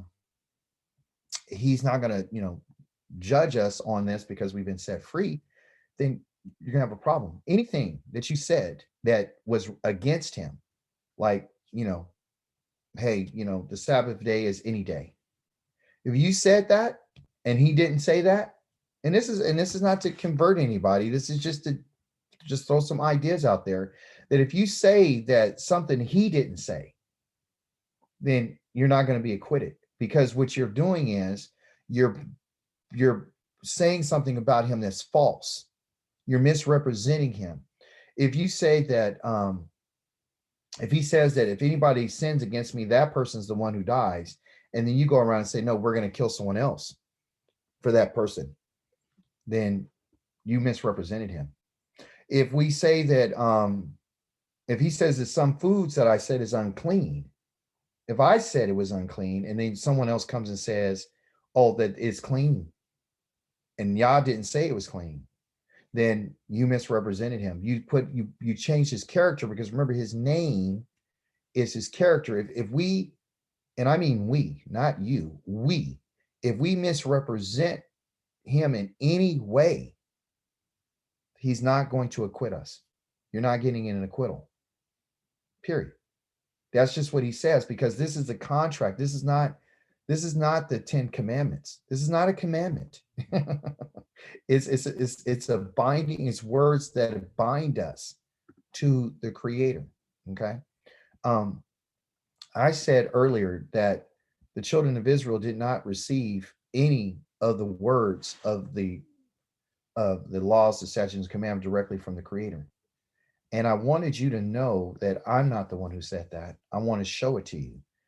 It says that Moshe called, this is in Deuteronomy chapter number 5. He said, Moshe called to all Israel and he said to them, listen, Israel, to the laws and the rulings which I, himself, is announcing in your hearing today, so that you will learn them and take care to obey them. Yahweh, our Elohim, made a covenant with us at Korev. Okay. Now he talks about a covenant. He's not talking about the laws. He's talking about the covenant, the 10 words. Okay. And Yahweh did not make this covenant with our fathers. So this is not with Abraham, Yitzchak, and Yaakov, but it's with Israel. But he made it with us. Okay. Us who are alive here today. Okay. Yahweh spoke to you face to face from the fire on the mountain. As I said earlier, the fire that we thought was just hitting the mountain was not just hitting the mountain. The fire was going all the way up through the sky to the Shamayim. So it was thousands of feet high. And that's why they were so scared. And at that time, I, Moshe, stood between Yahweh and you in order to tell you what Yahweh was saying. Because on the account of the fire, you were afraid and you wouldn't go up onto the mountain. Okay. And because they were supposed to go up on the mountain. Okay. They were afraid, but they didn't go. They were supposed to go, but they didn't go because they were afraid. So we had the opportunity to go get the laws, statutes, and commandments in the Torah, but we didn't. We got scared.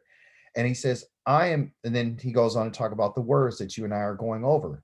You know, I am Yahweh, I brought you out, you know, and then it goes on and on and on. Don't, you know, representation. He says, you know, no carved images, so forth and so on. And then here, of course, they have, you shall not misuse the name of Yahweh.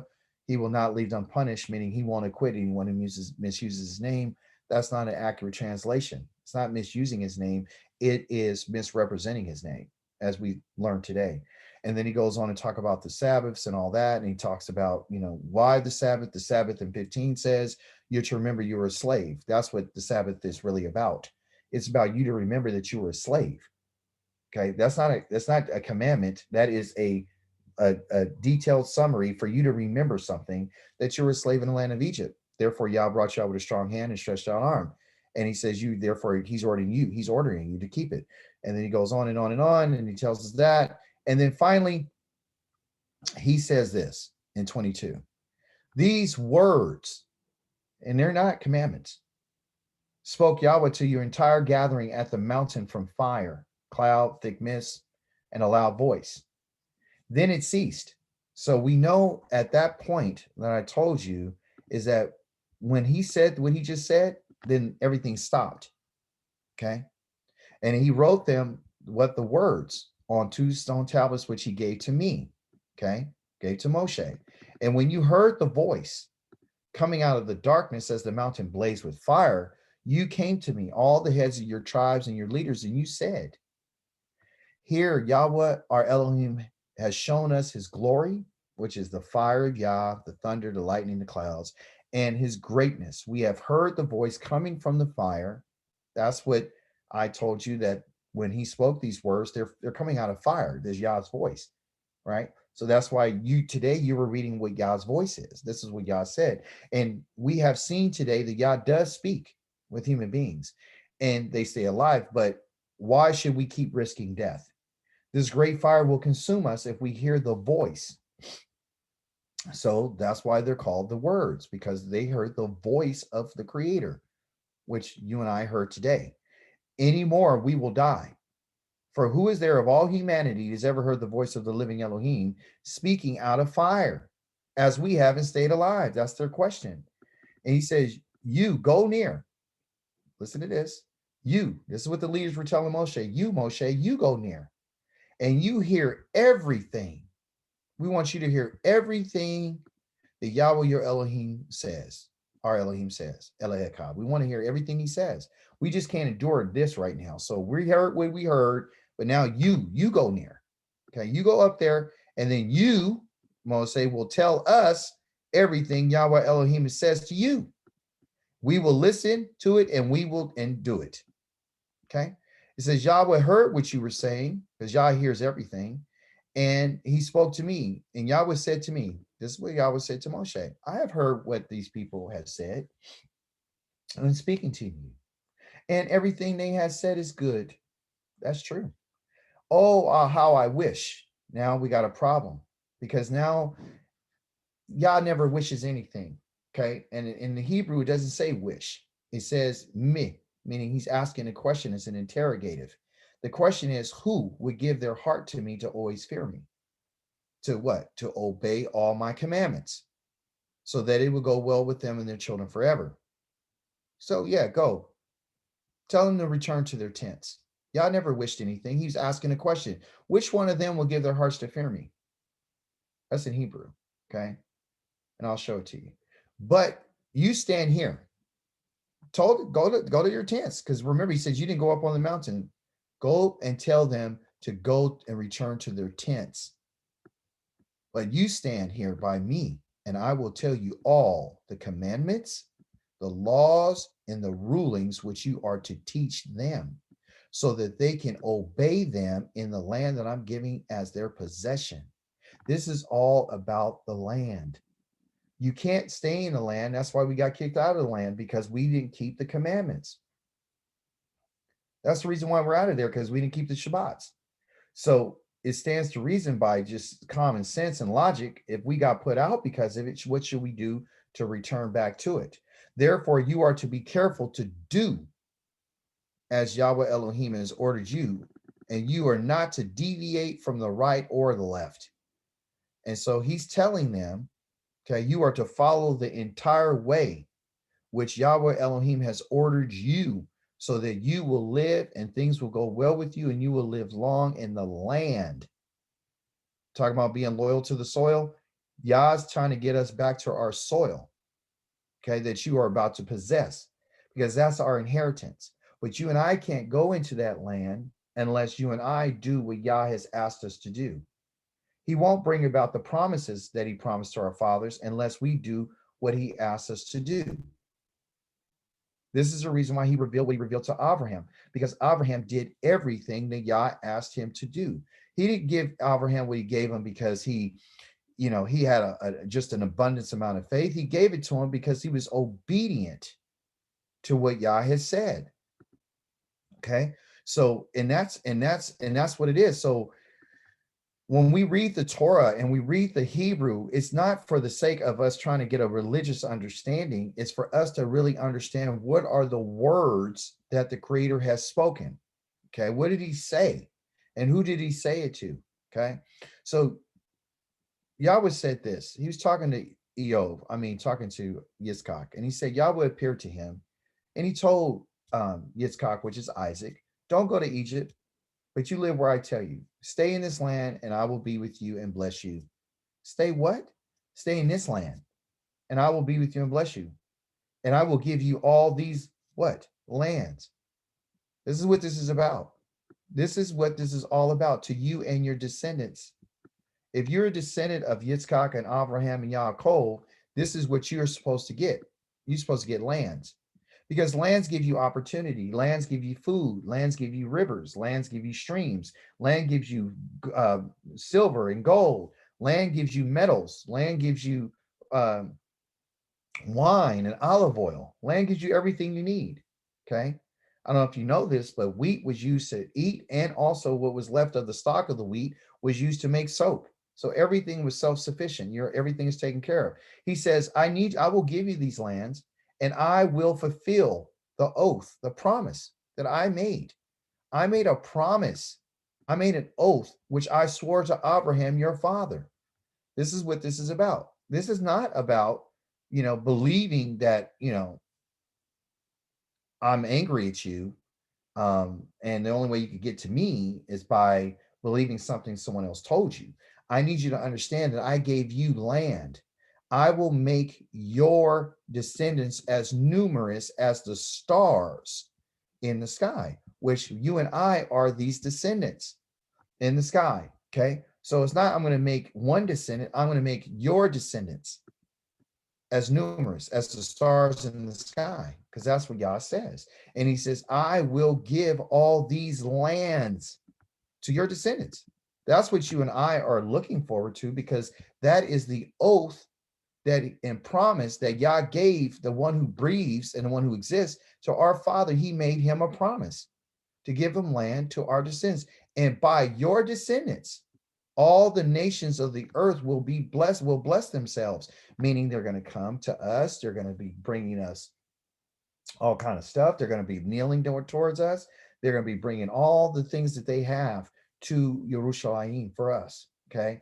And he says, all this is because, why is all this? Why am I telling you I gave you all this? Why are your descendants going to inherit the lands and everything? All this is because, okay, and the because right there is the root of our name, Yaakov. Because means a kev. Because Abraham heeded and obeyed and listened to what I said and did what I told him to do.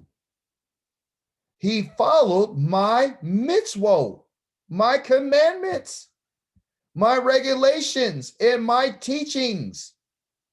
That's the reason why. All this is because of your father did what I told him to do.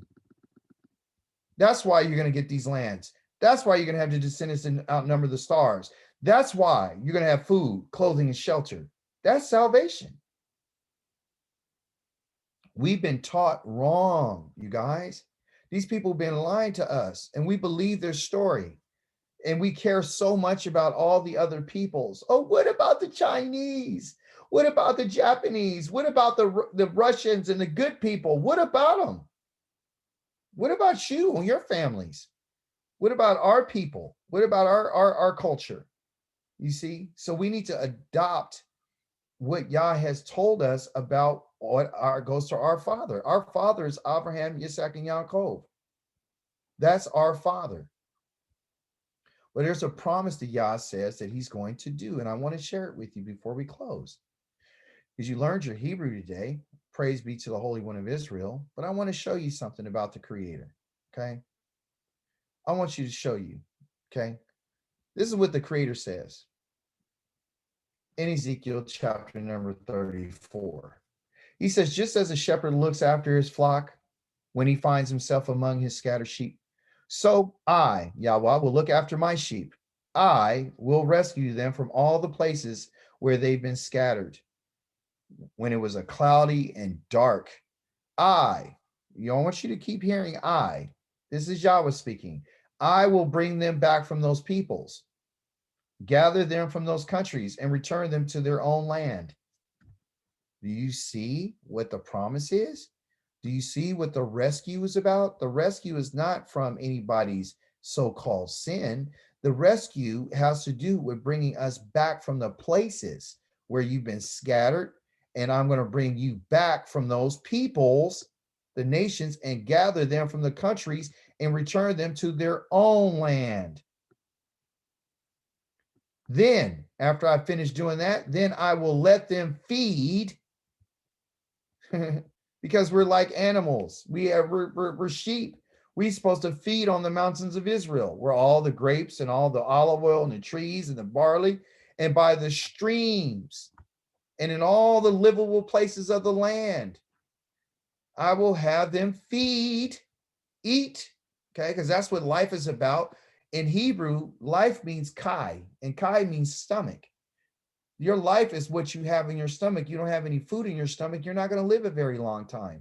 That's why Yah uses famine on people to get rid of them, to rid the land of the people and the animals and everybody who goes against them. It's one of his judgments that he uses to end life, okay?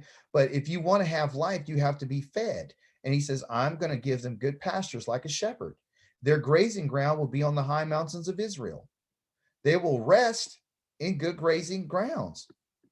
That's what it's about us resting in our land. And they will feed in the rich pastures of Israel's mountains. The land.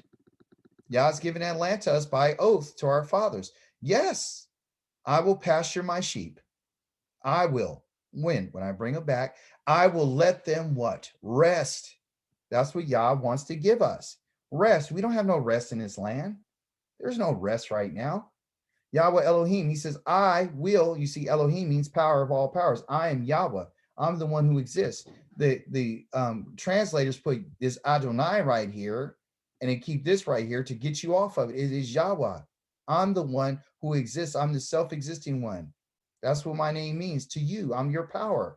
I will seek the lost. I'm going to seek you. I'm going to bring back the outcast. I'm going to bandage the broken, because you've been in all these other places. They've been whooping on us, breaking us, destroying us financially, economically, emotionally, spiritually, everything. And I'm going to strengthen the sick. Physically, we're messed up. But the fat and the strong, I will destroy. I will feed them with judgment. Why? Because he's talking about the sheep that have been here, like, our celebrities and the people of power and all those things. They live in fat, high on the hog, and they're not helping Yah's people. He says, as for you, my flock, Yahweh Elohim says, I will judge between sheep and other sheep, between rams and billy goats. Wasn't it enough for you to feed on the best pasture and drink from the clearest water? He's talking to the fat sheep. He's talking to the ones who trampled the rest of the pasture and fouled the remaining water with their feet. So now my sheep eat what your feet have trampled, right? And your feet and drink the water that was fouled by your feet. Meaning the people that have been in charge of us have been giving us false doctrines and false teachings and been living fat off of us and teaching us all this bad stuff and polluting the waters that we're drinking, right? They're taking turds and everything in the water. Therefore, here's what Yahweh Elohim says to them. I will judge between the fat sheep and the thin sheep, because you push them with your flanks, because you were bigger than them, you were stronger than them. You butt all the weak ones with your horns, because you're in a position of leadership, until you scatter them in every direction. Therefore, I will save my flock. They will no longer be prey, and I will judge between sheep and other sheep. I will raise up one shepherd. Okay, so here it is. He's going to raise up a shepherd to be in charge of them. When they're in their land. And I will let them feed. Okay, when they're in their land, because that's what the context is. My servant David, he will pasture them, and he will be their shepherd. When I gather them, bring them from the places they were scattered, they are no longer being used as prey. I bring them back to their land, and they're feeding really well, because there's no reason to have when he talks about letting them feed, he's talking about bringing somebody back to feed them, and that's David. He's going to feed them with what? The words of the Holy One of Israel. I, Yahweh, will be their Elohim. I'm going to be your Elohim, not somebody else. I will be. And my servant, David, will be a prince among them. That's all he's going to be. He's going to be a prince. Yah's the king. I'm the king. And David will be my prince. And as Yahweh has spoken. Look what he says again about I will, I will, I will, I will. 25 says, and I will make a covenant of peace with them. What? Yeah. When I bring them back, I will rid the land of wild animals. Talking about not only the wild animals in real time, because animals are going to be living in lands. They're going to be living in lands. They will live securely in the desert and sleep in the forest. Yah's going to tell them, I'm making a covenant where the animals won't attack you anymore, because that was one of the judgments that he used on the children of Israel. He said, if you don't do what I'm telling you, I'm going to release the wild animals on you. They're going to rob you of your children. So Yah says, I'm going to get rid of them. I'm going to make a covenant so they won't no longer mess with you, okay? And I will make them and the places around my hill a blessing. I will cause the rain to fall when it should. Is this spiritual? No, it's physical. Because without no rain, you won't have no food. And Yah says in Leviticus chapter number 26, if you obey what I said, I'll give you the rain in its seasons, when it's supposed to come. If you don't do what I say, meaning the Torah and rain has the same root, meaning to be pointed in a certain direction. If you don't do what I say, I'm going to withhold the rain and you won't have any food. You don't have any food, you can't eat and you'll die. And you can't bless me because I'm asking you for offerings. I'm asking you for wheat. I'm asking you for barley. I'm asking for your first fruits. I'm asking you to celebrate your festivals with me. But if you don't do what I tell you, I'm going to cut the rain out. Okay. Therefore, there will be showers of blessing. Okay. There will be showers. This is physical, out of the heavens to bring food. The trees, physical, in the field will bear their what? Their fruit. And the soil, its produce, meaning, vegetables, fruits, everything, barley, wheat, everything we need. They will be secure in their land. This is what I told you. The word secure is yasha, meaning salvation. This is salvation. Salvation is food. Salvation is going to bear fruit. Salvation is having descendants. Salvation is not being attacked by animals or enemies. Salvation is being in your land and protected like we were before. Then, it's only then they will know that I am Yahweh. Yah does not expect you to believe anything. Not now, not until he does what he says he's going to do. Okay? The time that you know that he's Yahweh Elohim, he says, I am Yahweh, then they will know that I'm Yahweh. I am Yahweh. There's a comma right there, meaning I am the self-existing one. Let's put it what his real name is, not Adonai. His name is I'm the self-existing. Then they will know that I'm the one who exists. Let's just keep it what it is. Let's keep it Yod and the Hey and the Wah and the Hey. Let's just keep it what it is, which is the I am the one, he's the exist. Let's keep it what it is. I'm the one who exists. Then they'll know that I'm the one who exists. Doesn't that make much more sense than just saying I'm Adonai? I'm the one who exists when I break the bars of their yoke and rescue them from the power of those who turn them into slaves. You see? So you and I will not know his power until we see him break the yokes that's on our neck and rescue us from the power of those who made us their slaves. They turned us into slaves. No longer. See, that's when you're going to know that he's the self-existing one. You're going to know he's the self-existing one when you have rain and you have food and security. You're going to know he's the self-existing one. He kept his promise to our father Abraham by bringing us back to our own soil. That's when you're going to know him. But if you go around and you say that he's already saved you, you're misrepresenting him and he's going to hold you accountable. You're not going to be acquitted. No longer will they be a prey for the Goyim. The Goyim is the nations, the heathens, okay? Because that's who we're a prey for right now. Nor will the wild animals devour them. Talking about the nations are considered wild animals, but they will live securely. That's salvation. Like any sheep, when they're with their shepherd, they don't realize that they're secure and they're very nervous until they get home or in a place of pastures where they can be at rest. You have to live securely in order to be saved. So this idea of salvation that you and I have been given by these people that kidnapped us, the ones who turned us into slaves, those people have not allowed you and I to live securely. You can't even walk on the street right now without worrying about being shot or pulled over or being mistreated. You understand? So let's be logical here, okay? With no one to make them afraid, because right now our people are scared to death. And especially with this COVID, scared. See, now I want to tell you what he's going to do. I got 6 minutes. I will make the productivity of their crops famous. This is not in heaven. This is right here. Crops has to do with a land.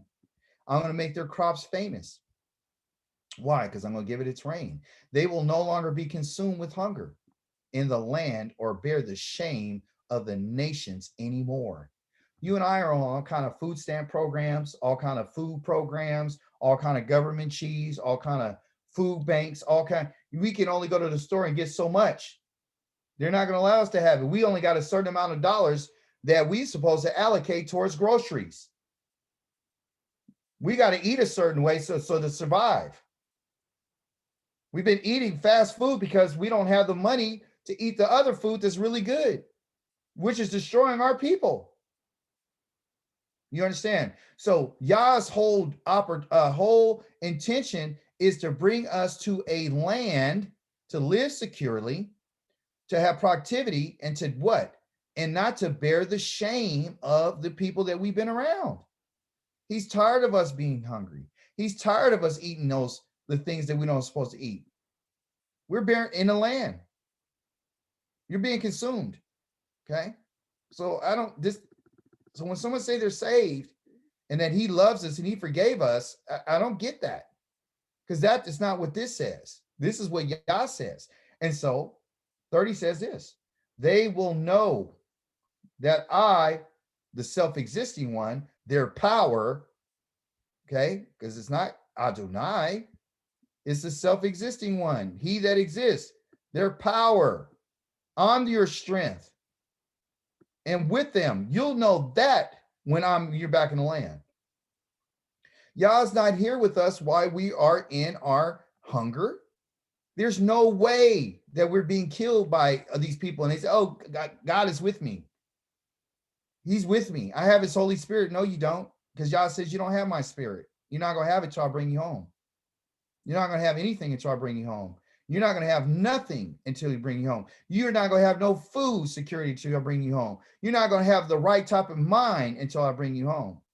You're not going to have you got fear right now. But when I'm with you, then you'll know. Right now, you don't know because I'm not with you. Then they will know that I'm Yahweh, that I'm with them. And they, the house of Israel, are my people. When what? When you're fed and when you're secure and you're not afraid, says Yahweh Elohim. You, my sheep, the sheep in my pasture are human beings, and I am Yahweh, your Elohim. I ain't gonna keep you long. I'm not gonna even go to chapter 36 or 37. I want you to do that for yourselves, and you'll read it, and you'll find out that everything that I just told you is true. And this is a prophecy about the time that's coming. You and I are people around telling us that we're saved. You got to be out of your mind to believe these people. These people are lying. They are lying, they're lying, and they're lying. The reason why they're lying is because they want your inheritance. As you said, Dawid, not one time in the New Testament or any of Paul's writings or any other writings from anybody does it ever talk about the land. Just check that out. Look for the land. Look for, hey, they talk about, they actually went and named the 10 words, the 10 commandments. They actually did that. And Yah says no. They said, well, you just wanted us to know what murder was, so now you can't hate your brother. Yeah, I already told you if you hate somebody and I find out you hate somebody, I'm killing you. I already told you that. If hatred is in your heart from the beginning, you hate your brother and he ends up dead, you're dying for that. So that's not something new. But the Greeks want to tell us that, hey, this is what it is. No, it's not. They want a God that's going to accept them. They want a God that's going to accept their eating habits. They want a God that's going to allow them to do what they want to do. They want a God that's going to allow them to enslave us and not break the yoke off our neck. They want us to accept your slavery. If you're a slave when you're called into the gospel, then stay a slave. That's what Paul tells you. Isn't it not? If you were a slave, stay a slave. If you were uncircumcised, then stay uncircumcised. That's not what the Creator says. So it always boils down to, what did the Creator say? It's never about what we think. It's not what we can imagine. It's not how we feel. It's about what he says. And guess what? A lot of times when we hear these things, it kind of bothers us because we're like, damn, I don't want to be wrong. I don't want to be wrong. I spent 35, 40 years in Christianity. My mama taught it to me. My grandmother taught it to me. Their parents taught it to them. So, and if I say that this is true, then that means that they're dead. No, it doesn't mean that. It doesn't mean that. What it means is Yah says that you took the time to think about what you had to do for yourselves. And that's in Ezekiel 18. You took the time and you thought carefully about your actions and behavior. And you said, you know what? I know that my parents didn't understand this, but now that I'm older, I got to be responsible, because Yah says that both the parents and the souls of the parents and the child belong to me. There is no difference between those two. There is no difference between those two. There's no difference between the parent and the child. Yah says this. He says, not me. This is what he says to Ezekiel. He says, the word of Yahweh came to me. He says, what does it mean that you keep quoting this proverb in the land of Israel? When parents eat sour grapes, their children's teeth are set on edge. Why do you keep saying that? He says. Why are you saying that? So if your father did something wrong, you're going to pay for it? That's what this really means. that the bitterness of the sour grapes that I put on the parents' teeth is felt by the child. As I live, says Yahweh Elohim, I swear, now it's him lifting his hand, that you will never again quote this proverb in Israel. Never. Why? He says, look, all lives belong to me. Here they got the word lives. That's what they're going to tell you, because they want you to get off of really what it really is. This right here is not lives. This right here is called a nefesh, which is a soul.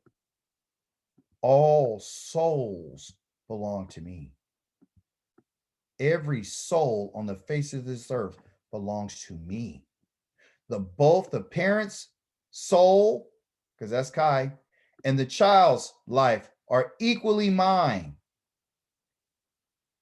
So it is the person who sins himself, that soul is the one who will die. You see? That's what it's about. And if you continue to read this chapter, Yah goes on and he tells you who a righteous person is, and he tells you what a wicked person is, and he tells you all those things. But here's the interesting thing that we never look at. Yah says you'll never quote that if a parent had put their teeth on sour grapes, the children's teeth are set on edge. I mean, they'll feel the bitterness and the sourness of it.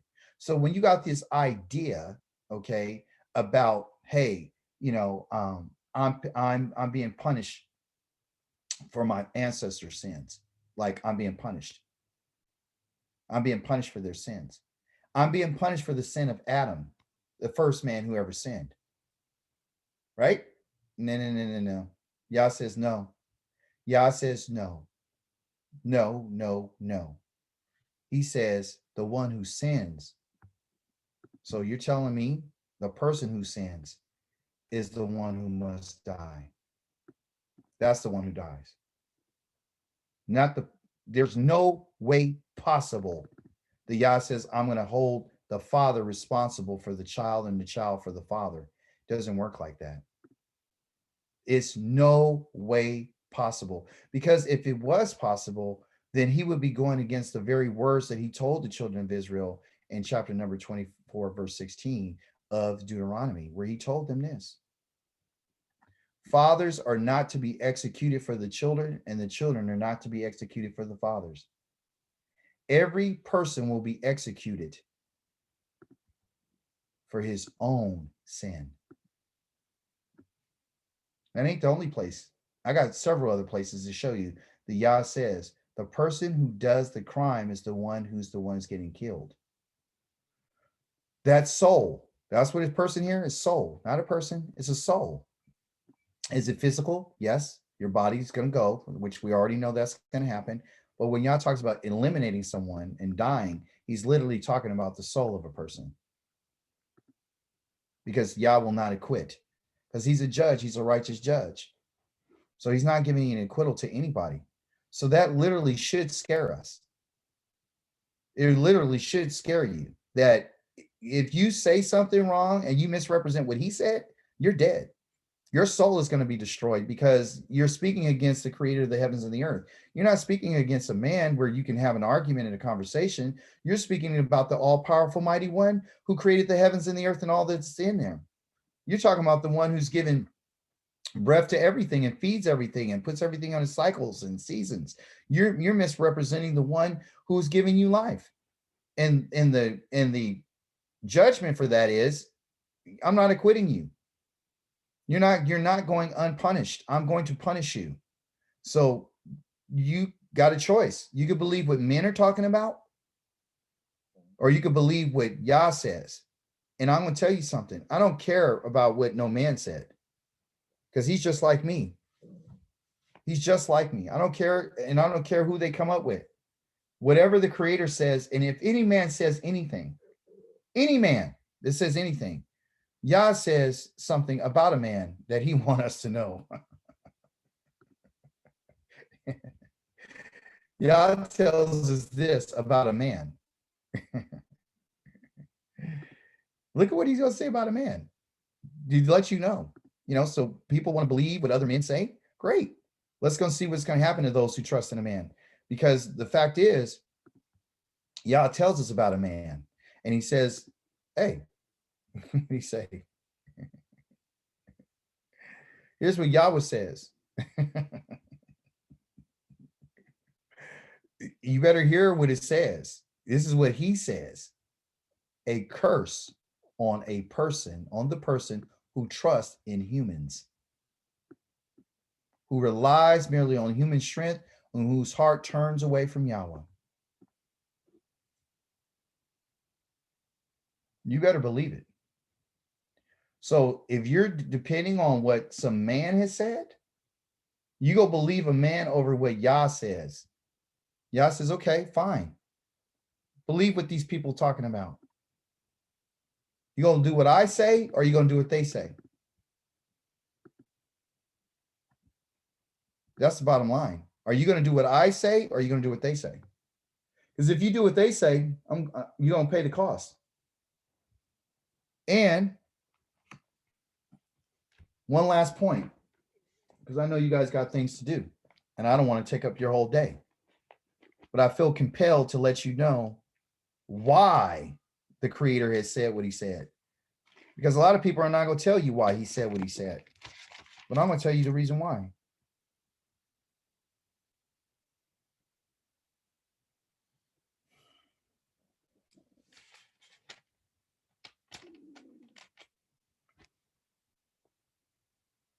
Okay, here you go. It's in Ezekiel chapter number 3. And what you're going to see is there's always going to be a theme. Okay. So, you know, Ezekiel was a Kohen. He was a priest. Okay. He was a priest. And Yah had already told him certain things to say. Okay. And I want you to hear what he says. He said to me, this is Ezekiel saying, human being, meaning Adam, stand up. I want to speak with you. And as he spoke to me, a spirit entered me and put me on my feet, and I heard him who was speaking to me. He said, human being, I'm sending you to the people of Israel, the nation that rebels, a nation of rebels who have rebelled against me. Okay. They and their ancestors have been transgressing against me to this very day. Because they are defiant, they're hard-hearted children, I'm sending you. That's the reason why I'm sending you. You are to tell them. Listen to what he says. This is what he says. I want you to tell them. Look at all the punctuation so you can really understand. I'm sending you to them, and you are to tell them. And here's what I want you to tell them. Here is what Yahweh Elohim says. That's the ingredient. Tell them, here is what Yahweh Elohim says. Whether they listen or not, this rebellious house will still know that a prophet has been among them. Okay? Don't be afraid of them. Don't be afraid of their words. You tell them what I said. Okay? So that's in chapter number 2, right? Right? So we keep continuing. He talks about how rebellious they are and all this kind of stuff, right? Now, I'm going to show you. So I showed you that in chapter number 2. Let me show you in chapter number 3 so we could say, well, he's not just saying that one time. What else is he saying? Well, we're in chapter number 3. He goes on to talk about what he wanted him to do. You know, he's doing all these different types of things. He says this, for you are not being sent to a people with a difficult language or unintelligible speech, but to the house of Israel.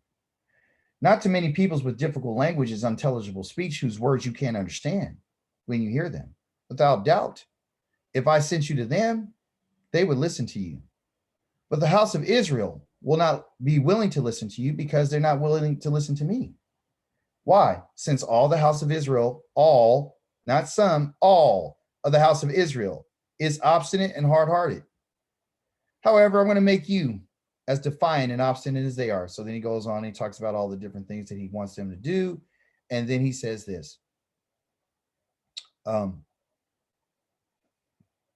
Then go to the exiles, because at this time, Ezekiel was in exile with some of the children of Israel. Okay. And he says, go to the exiles, to your countrymen, speak to them. And what does he tell him to tell them? Tell them Again, here is what Yahweh Elohim says, whether they listen or not. You see?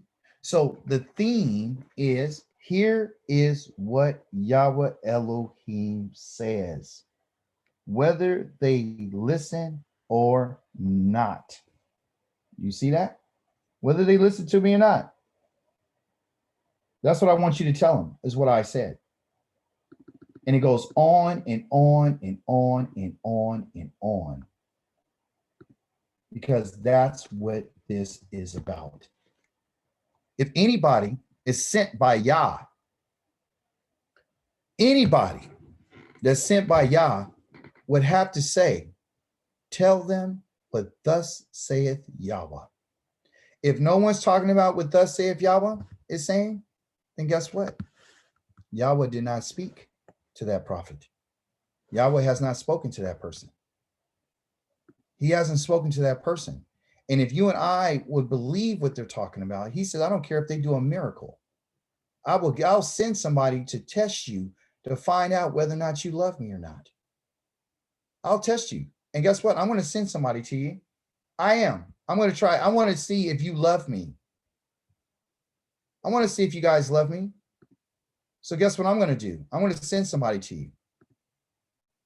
So let me show you what I'm going to do to you, so you'll know that I know what I'm doing. Okay.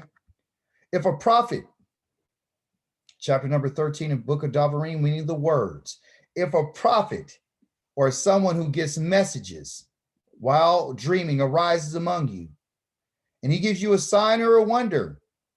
So he could either get a message or he had a dream something.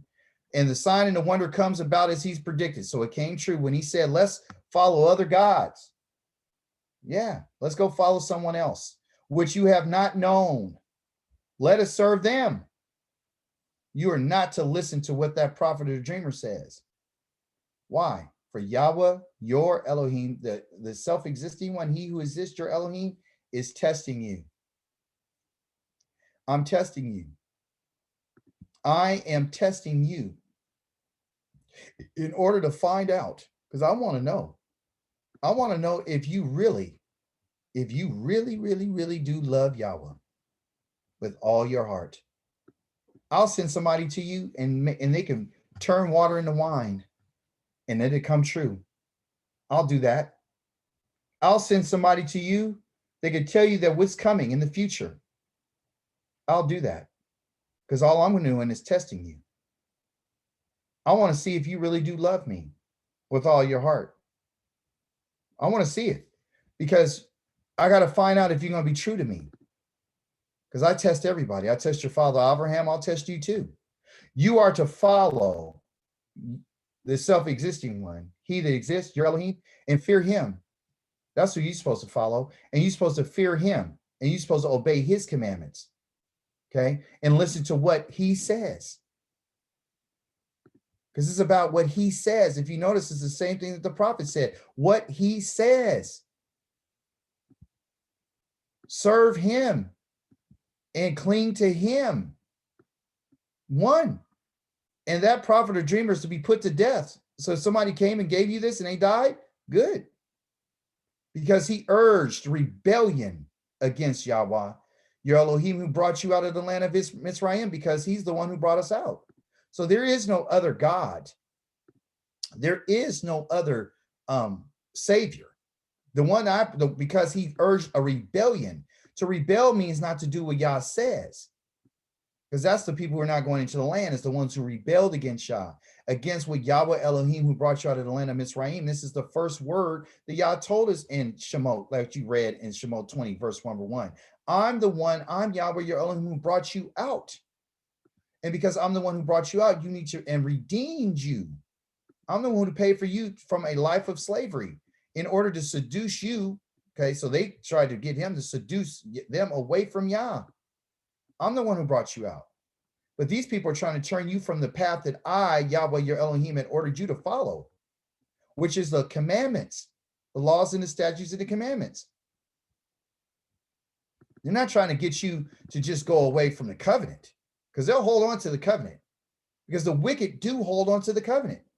The wicked will tell you the covenant. but they won't follow Yah's ways. Listen what I'm trying to tell you. They're trying to seduce you away from Yah's path. The path is obeying and fearing Yah, who ordered you to follow. I gave you a path already prescribed for you, Israel, the path to follow. Remember the guy who has the ox and he's leading the ox to a certain mark? I'm the one who's to direct you. I'm the shepherd. I'm the one telling you to get on the path, so you're listening to someone else. This is how you are to rid the community of wickedness, because someone who could be in your community could tell you that something that Yah didn't say and try to get you to follow something else. If your brother, the son of your mother, your son, your daughter, your wife, whom you love, your friends, or who means so much to you as yourself, secretly tries to entice you to go and serve other gods, which you have not known, meaning anybody outside of Yah is another god. Because you haven't known this God. Your ancestors don't know this God. Neither you nor your ancestors don't even know these gods. So when I send you to these lands that I told you, you're going to go there and serve wood and stone. Didn't I just tell you that I'm going to send you somewhere to serve wood and stone? Yes, I told you. Because I want to test you and I want to find out whether or not you really do love me. The gods of the people surrounding you, whether near, far away from you, or anywhere in the world, they're another God. You don't know him. Your fathers don't know him. Abraham did not know the gods of the New Testament. He didn't know that God. They said that he did know, but he doesn't know him. Oh, he knew me. He knew my day. No. Abraham never mentioned him. Then he tried to say, well, he met with him. No, he didn't. No, he didn't. There's no one anywhere in the world. If there's a God from anywhere else in the world, you don't know him. You're not to consent and you're not to listen to him. You must not pity him or spare him or conceal him. You must kill him with your own hand, must be the first hand to put him to death. And afterwards, all the hands of the people. Because the wicked have Yah's laws on their lips. The wicked will tell you that they have the covenant. The wicked.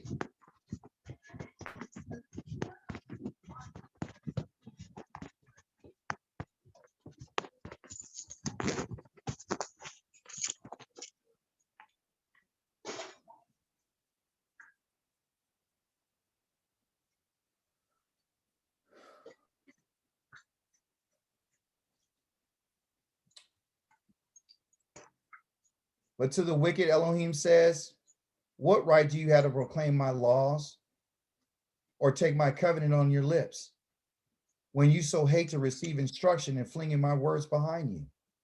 What? Yeah.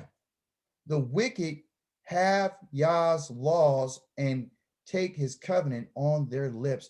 They proclaim Yah all the time. That's what I'm trying to tell you. So yes, Dawid, you're right. Your feelings about how you feel and what you're seeing and what you're looking for, you're not going to find it over there at all. Just wanted to share that with you guys. Any questions, contributions, subtractions, additions? No, I just love talking to you. Yeah. You know, because I'm looking for the truth. I gotta be crazy to trust the people that brought me into this land and trust what they're saying. I have to be just totally insane. Yeah, it's called Stockholm syndrome. Meaning you agree. You agree with your oppressor. And it's also called cognitive dissonance, meaning when someone says something that doesn't agree with your reality, you automatically take the defense. And instead of you searching it out and saying, well, no, let me take a look at that, you automatically go on the defense and try to protect the idea, because what's going on is they take it as a threat to their existence with, what their minds are already thinking. So, you've been raised this whole way. And when I found out, you guys, it just messed me up. I mean, I didn't want to read the scriptures anymore. I was like, nah, I'm done. I'm just the dumbest person on the face of the earth. And surely I taught in Pilgrim Rest and St. John's Baptist Church in Richmond. I've preached at different churches all over the Bay Area. And I'm telling you, and I did a pastor, I did Bible study for over 10 to 12 years. And St. Mark's, I've been in the prison ministries. I've done all these things. And I thought, for surely I know the Bible. And the fact is, I didn't know Yah's word. I knew what the Bible was, but I didn't know what the Creator was saying. And so what the Creator is saying is the words that I'm listening to now. I don't listen to men. And I know that, a lot of people get their feathers ruffled when I say that, but I don't care about what men talking about. I can't trust them, and I'm not saying my mama and them they did this on purpose. They did it on an accident. You only know what they know. But Yah's come to me and I realized that, hey, guess what? I didn't find out that I was Israel until I read the Torah. I didn't know what was clean until I read the Torah. He just said if a man has a dream or a vision and he told you something other than what the Creator says, then that's false. I mean, Peter had a vision. He had a sheep that fell down with a whole bunch of unclean animals on it. And he said, Yah said, everything on here is clean. It's okay to eat now. But we see in the book of Isaiah, chapter 65 and 66, the Yah's killing anybody that eats pork or a mouse or a lizard or anything that's unclean. He said, I'm killing those people when I come back and not judge them. Because it's against his laws. It's against his rulings. The Creator of the heavens and the earth has given us his rulings and say, I'm not changing what I said. I said it. I don't have to go ahead and regurgitate it to you. And some say, oh, well, you guys, didn't have the power to do it. That's not true. That's not true. Moses said that you and I have the power to do what he asked us. He wouldn't give us something that we didn't have the power to do. That's a lot. I want to say one thing. There was a brother that was in Israel already, and he had on all white. And he was saying, we need to leave here and come home because things are waiting on us at home. I'll never forget this. You just made me remember it. I just want to say that to you. What did he say? He said that we don't know what we're missing. We need to leave this place and come home to Israel. Oh yeah, is it talking about in Dimona? I think so. I think that's what he's talking about. I don't know. Yeah, well, they just got put out. The people that were there in Dimona, they just got put out. There's a lot of their families. Israel is sending them out of there. They're telling them to leave. They don't want them. Yeah, they just got kicked out. A whole bunch of families just got kicked out from Israel. So now they have to come back to the United States. Yeah. Because Yah got to say, he has to be in line with his word. Well, Yah's telling us, Yah says to us that I'm going to be the one who's going to bring you out. Okay. Right. I'm the one, right? Listen to this. It says this. It says in the book of Deuteronomy, the words.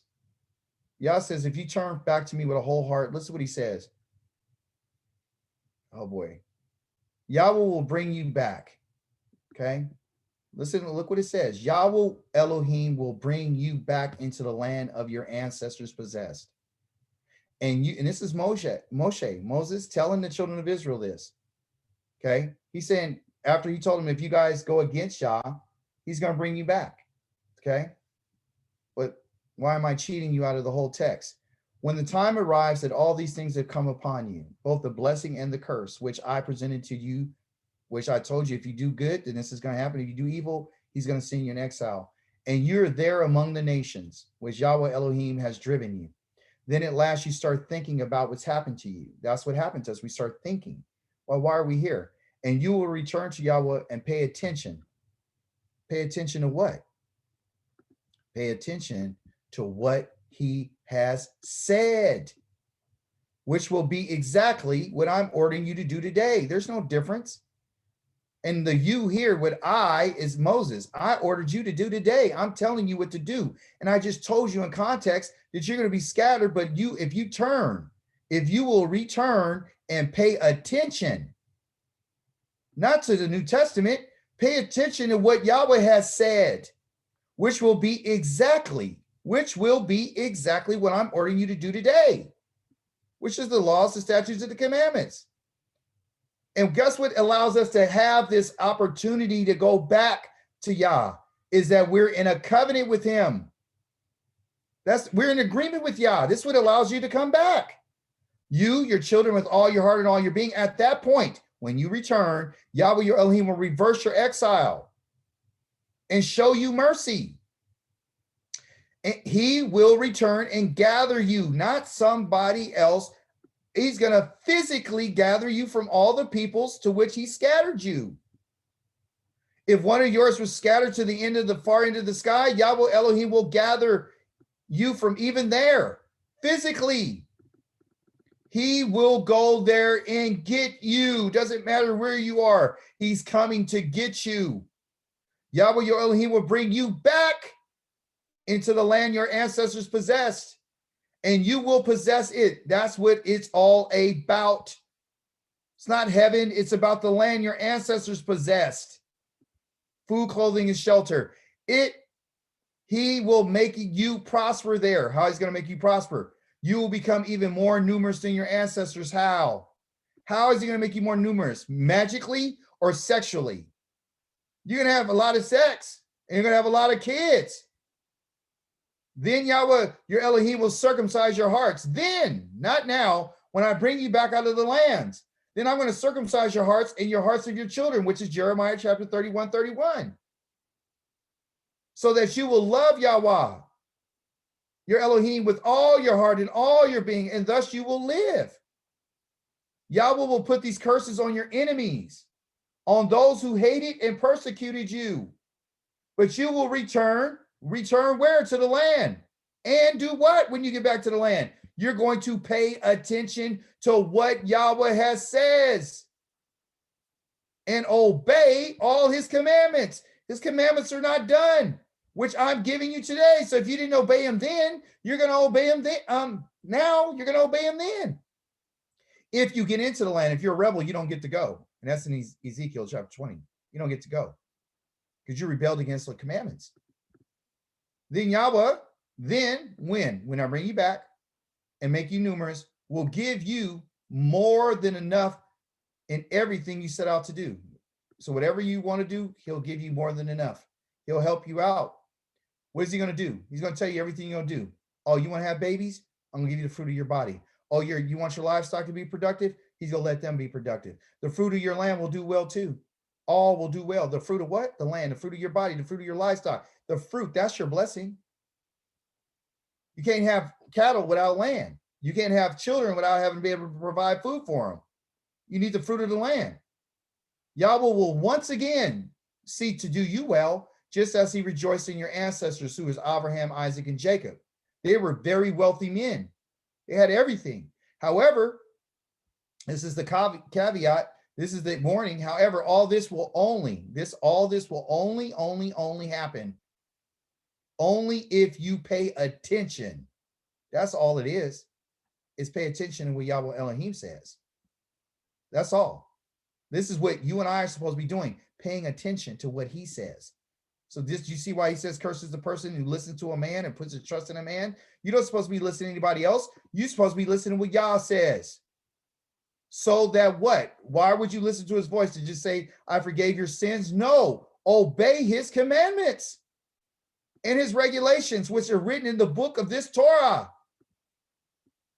You're not supposed to be reading something else that somebody gave you commentary on if you want to get out of here. Because however, all this will only happen if you turn and you pay attention to what Yahweh says, that you would obey his commandments and his regulations, which are judgments, which are written in the book of the Torah. And he's telling you this while you're in exile, because you're scattered to the lands. If you turn to Yahweh with all your heart, don't be half-hearted.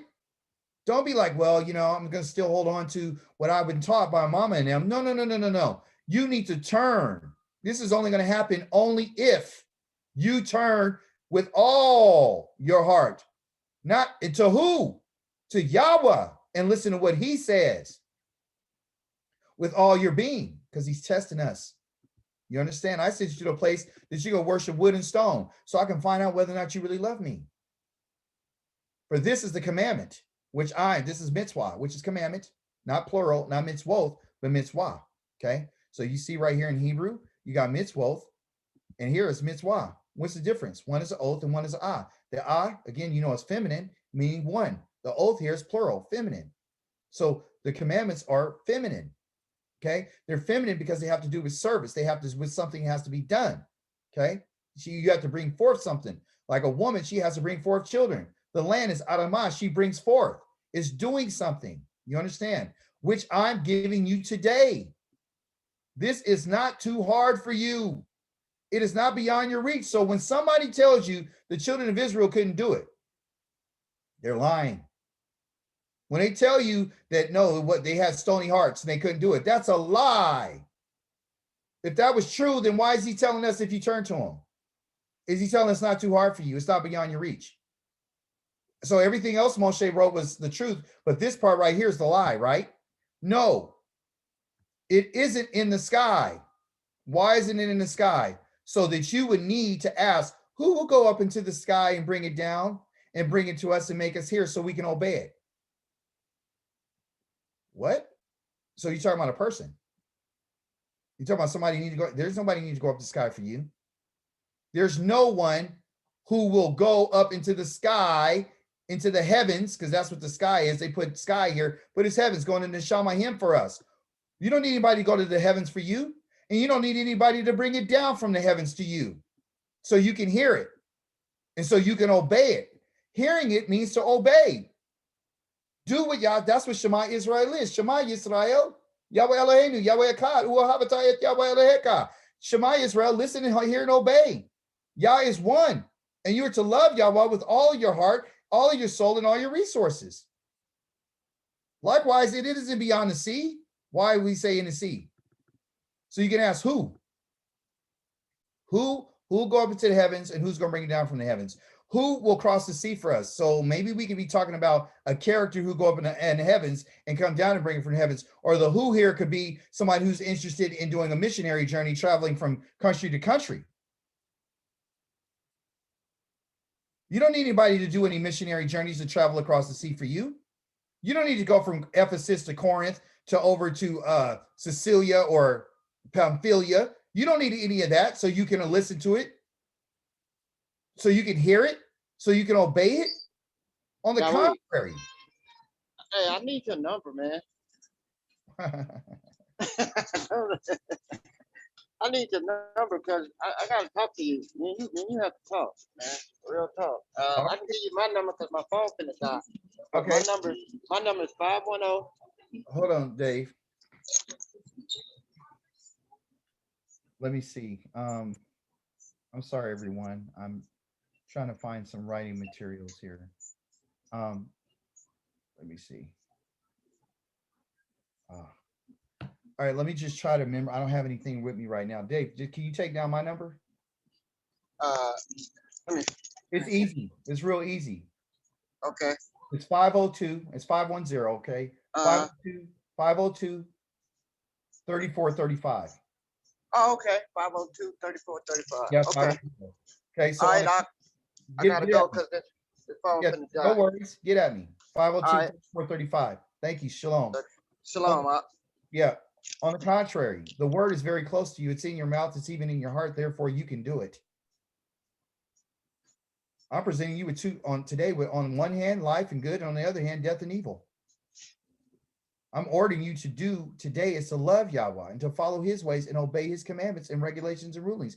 If you do this, you will live and you will increase your numbers, and Yahweh will bless you in the land that you're entering to take possession of it. But if your heart turns away and if you refuse to listen, and if you're drawn away to prostrate yourself before any other gods and serve them, I'm announcing to you today that you will certainly die and perish. You will not live long in the land that Yahweh Elohim is giving you to possess. I call on the heaven and the earth to witness against you today that I have presented you with life and death, the blessing and the curse. Life is in doing what Yah says. The curse is not doing what he says. Therefore, choose life. Choose to live, and you will live, you and your descendants, loving Yah, paying attention. That's all this is. Paying attention to what he says, not what I said, what he says, and clinging to him. For this is the purpose of your life. If you're looking for purpose, this is your purpose. On this depends the length of time you'll live in the land that Yahweh swore to give to your ancestors, Abraham, Yitzhak, and Yaakov. Done deal.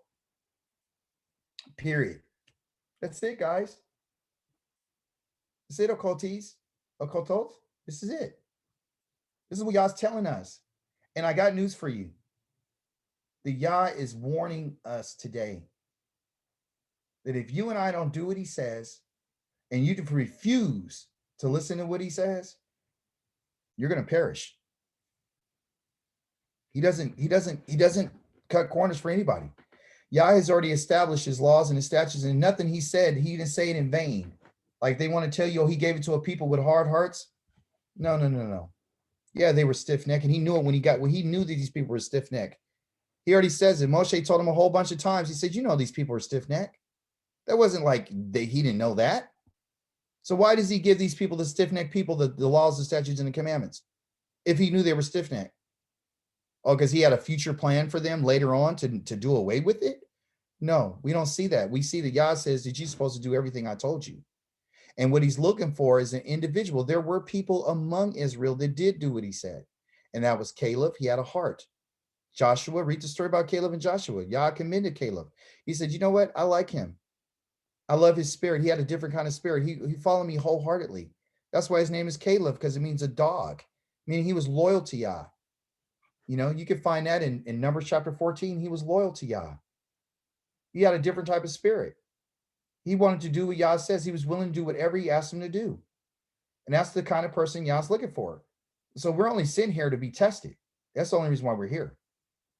Because Yah said, I'm going to send you somewhere where you're going to serve gods of wood and stone. Deuteronomy chapter number 4. You're going to go to the places that I scattered you to go serve those gods. So Yah knew when he sent us here that we're going to be surrounded by these gods, because he wanted us to make up our minds. When we start thinking about it, do you want to serve me or do you want to serve other gods? I already showed you what the God of the New Testament gives you. The God of the New Testament gave you slavery, and what he gave you too is hard labor. And he gave you the God that allowed you to be beaten and hung and nothing happened. He didn't give you food security. I wanted to make sure that you understood the difference between me and that God, because when you were in your land, you didn't celebrate me. You didn't thank me for anything, Israel. And we saw that last time, Sister Akoti. We saw that in Deuteronomy chapter 28, verse number 42, I believe, 42 through 46. He says, you guys didn't say thank you. You weren't happy. You didn't rejoice in all the good stuff that I gave you. So what I'm going to do is show you the difference between serving me and serving other gods. You love other gods so much, I'm going to show you what serving other gods is like. So I'm going to send you somewhere. And when you get there, you're going to find out what it's about to serve those gods. Let's see how those works out for you. Let's see how that God works out for you.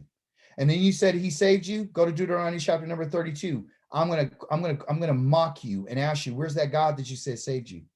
Where's that rock that you said saved you?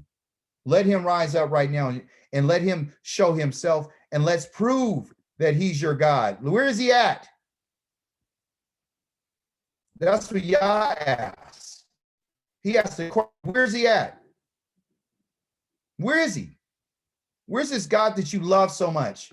Where's the one that you said had delivered you? I want to know where he's at.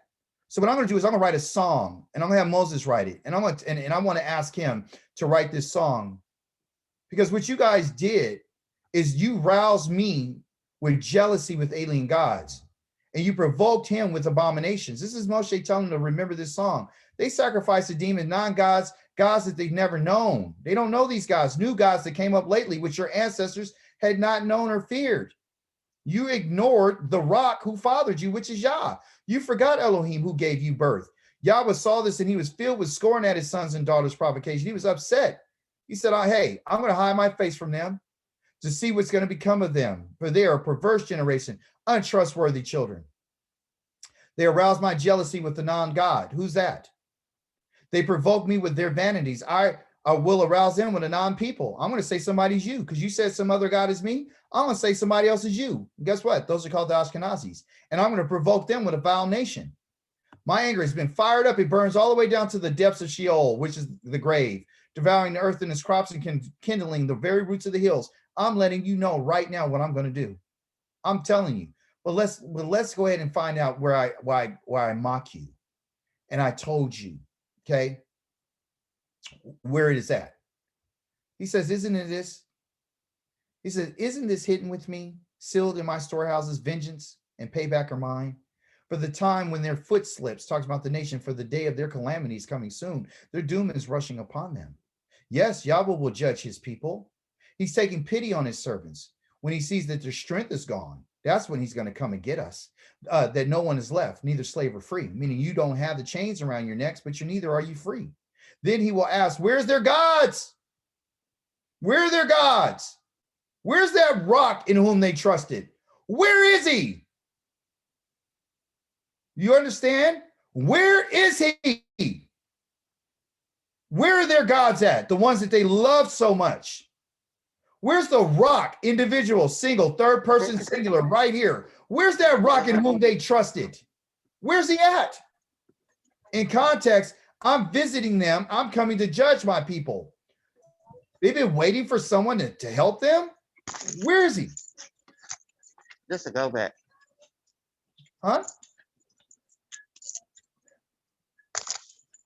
You understand? Where's the one who ate the fat of their sacrifices and drank the wine of their drink offerings? You understand? Hey, put your phone on mute. Okay. Where is he? Where's the one? Let him get up and help you. Let him, individual that I told you that should never exist unto you, let him get up. Let him help you. And let him protect you. Let that individual, the one that you call a rock, let him get up. Let him help you. Let him protect you. What kind of job has he done for you? See, now that yes, I am he, and there is no God beside me. There's nobody else beside me. I put to death and I make alive. I wound and I heal. No one saves anyone from my hand. You see that? You get that? That there is no other. There is no other. I will lift up my hand to heaven and I swear, as surely as I'm alive forever, our Elohim and never became no man and died. Are you got to be out of your mind. As I am alive forever, that means I will never die because I'm the self-existing one. If I died, then everything on the planet would die. If I sharpen my flashing sword and set my hand to judgment, I will render vengeance on my foes and repay those who hate me, like I told you. Those that hate him don't do what he says, period. He's raising for judgment. That's what it is. And guess what? He said, I'm coming at the time where neither they're slave nor free. That's what he just said in Deuteronomy chapter 32. So guess what? You and I are not slaves, but we're not free. And at that time when you're in the nations and you start thinking, then Yah's going to reverse your exile. So he's telling us exactly when he's coming. He's coming. Because this so-called rock that we used to call on has never helped us. Yah's asking, where is he? He's not around. He hasn't helped you. You're going to know that there's only one. And you're going to know that when you see me coming. But I'm going to test you first to see whether or not you love me with all your heart. Because if you don't turn back to the commandments, and you don't turn back to what I said, then that tells me that you don't care about what I said. Because what I told you is what Moshe told you. Moshe wrote on behalf of me. I spoke to him face to face, and I told him that to teach you guys these things. And I came and I spoke to him because I wanted you guys to fear him, not just until somebody else comes along. I want you to fear him forever. Okay, not until things get bad and then you go off into slavery, because he's the one who's telling you what it's about. Okay, but I chose him, and he's the one who told you that you should listen to him forever. Believe in what he said forever. Well, where's that at? What do you mean forever?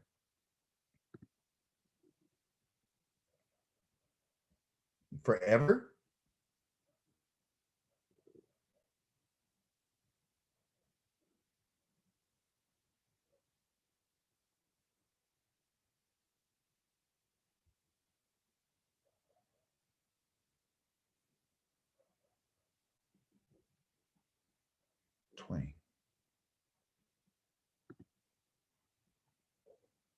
20 is where he gives us these words.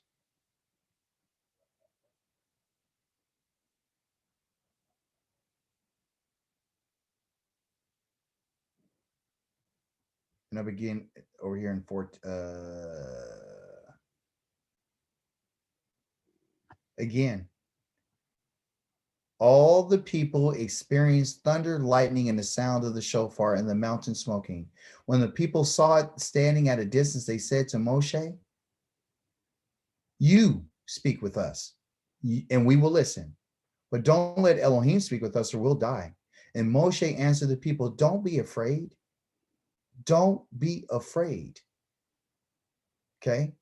Because Yahweh has come only to test you and to make you fear him so that you won't commit sins. That's the reason why. That's the reason why. To fear him so you won't commit sins. That's the reason why he's come this way. So you would always be afraid of him.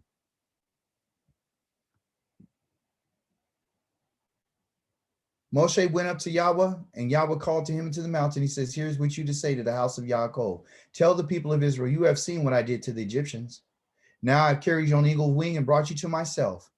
Now, if you would pay careful attention to what I say and keep my covenant, then you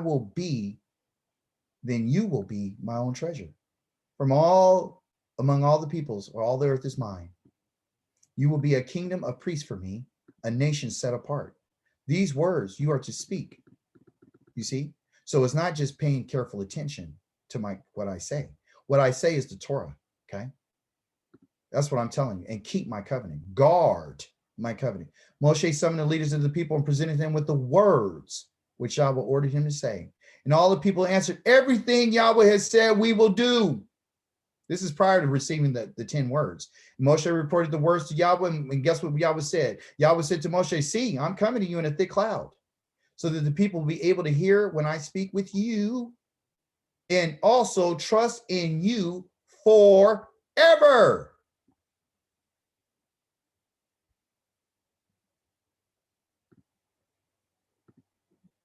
There you go.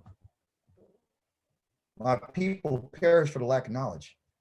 It's because nobody's reading, because nobody wants to read it. And the Hebrew is so deep. It goes deeper than what you can even imagine. But I thank you for your time today. I know you're staying on because you want to hear this, because the time is running out. The games that people are playing is over. It's coming down to whether or not you want to pay attention to what he says.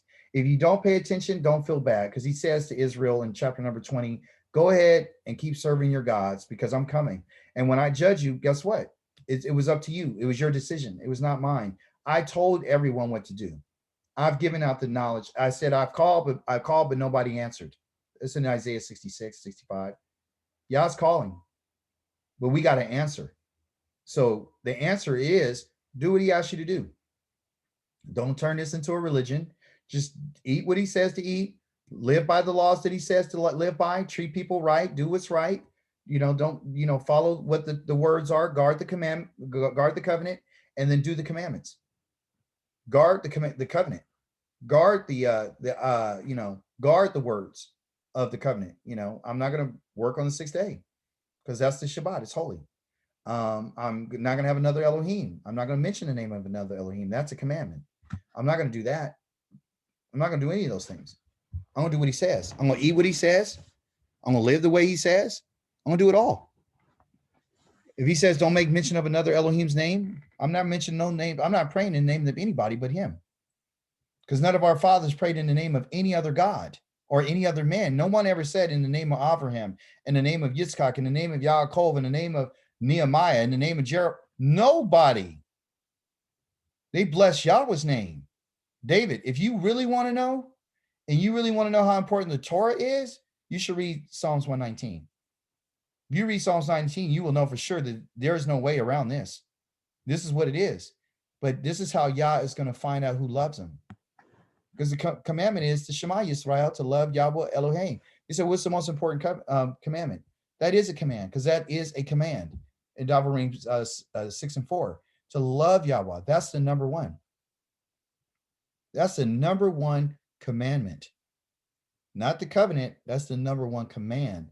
Because if you can't love Yahweh with all your heart, your being, your soul, and your might, and your strength, and your resources, then it's a wrap. If you can't give him everything that you are, if you're hiding something from him and you think that you're going to be able to hide it, and you hide behind your lust, or you hide behind your desire to be wealthy, or you hide behind this you don't want to be a servant, you want to just do what you want to do, then Yah says, okay, I know who you are. I don't judge a man on his outer appearance, I judge him by his heart. So I know your hearts, and I listen to you, and I know who's talking, and I know who's doing what they're doing. I'm watching every action of what you're doing. So I know if you're going to be wholehearted towards me, because that's what I'm really looking for. I'm not looking for somebody to be half-hearted. I need a wholeheartedness. That's the reason why I sent you here. So to find out if you would be wholehearted. This is the best testing ground that I think anyone could have ever been sent to. Why not go to a place that has nothing but filthy food all over the place? They have it in restaurants, they have it on every menu, they have it in breakfast, lunch, and dinner. They have it all over the place. What better place to send my children to find out if they want to do what I say, when they're inundated with pornography, and they're inundated with sexual content, and they're inundated with murder, and they're inundated with all these different types of things. They're inundated with Hollywood and how to be, how to set your affections on the things around you. What better place to find and test somebody to see if they, out of all the peoples on the in the planet, and all the peoples in the nation, who would set themselves apart on my day and say, no, this is his day? What better place when everybody else is having fun? What better place to send somebody to test them, to find out whether or not they would keep my moedims, meaning my appointed times, my festivals, when they don't have any food, they don't have any wheat and barley. I want to see if they would do it. I just want to see if they would do it. Not that I know that they can't keep them all. I know that. I know all things. I know that they're not going to be able to do it, but I just want to see. I want to see if they love me. Zephaniah chapter number 3 says that I know that you can't keep what I say. I know you can't keep all my festivals. I know it. So if I know you can't keep it, why am I asking you to do it? Why am I asking you to do something I know you don't have the capacity to do? See, that's the truth. Why am I asking you to keep, everything that I'm asking you, but I know you can't do it? I'm asking you because I want to see your heart. I want to see it. Okay? I really want to know. So he says this. On that day, it would be said to Jerusalem, or Yerushalayim, don't fear Zion. Don't let your hands drop. Yahweh, your Elohim, is right there with you as a mighty Savior. Yah's your Savior. He will rejoice over you and be glad. Okay? And he will be silent in his love. He will shout over you with joy. Listen, here's the whole thing about it. I will gather those of yours who grieve over the appointed feast, which is Shabbat, Rosh Chodesh, Sukkot, all the times that Israel is supposed to go to Jerusalem. And he says, and who bear the burden of reproach, because they cannot keep them. Why are you bearing a reproach? Because they're not where they're supposed to be. They're in another land. He says, when that time comes, I will deal with all those who oppress you, Jerusalem. I will save her who is lame, and gather her who is driven away, and make them whose shame spread all over the earth an object of praise and renown. So those of us who are called niggers and niggas and lowlifes and lazy and all this kind of stuff, he says, those of you who are lame, and I'm going to gather you who is driven away, and I will make the shame that spread over the whole earth, because that's what they did to us. I'm going to make them a praise and renown. You're going to give you a name. And when that time comes, I will bring you in. And when that time comes, I will gather you and make you the object of fame and praise among all the peoples of the earth. And I will restore your fortunes before their very eyes. I'm bringing all the gold, all the silver, all your people are going back to Jerusalem. That's what I'm going to do. Because your people, I know they can't keep it, but I know that they want to. I know people will remember me. I know that I'm going to send them into exile. I know that for sure. And when I send them in exile, there's going to be a remnant. There's going to be a group of people, the people that are on Zoom when they could be doing something else. There's a group of people that they're going to remember me. Okay. And I want to tell you who those people are. And I want to show you what they're talking about, because you and I are these people. Okay. I'm going to show you. You and I are these people. I believe it's in Jeremiah 6:8, if I'm not mistaken. Yeah. Oh. Was it 6:8? I thought it was 6:8. My bad. It's not 6:8. Where is it at?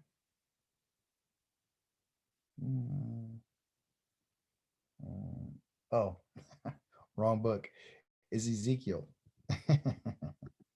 Forgive me. I said Jeremiah 6:8. It's Ezekiel. Praise the Holy One of Israel. So Ezekiel says this. He says, listen carefully. He says this.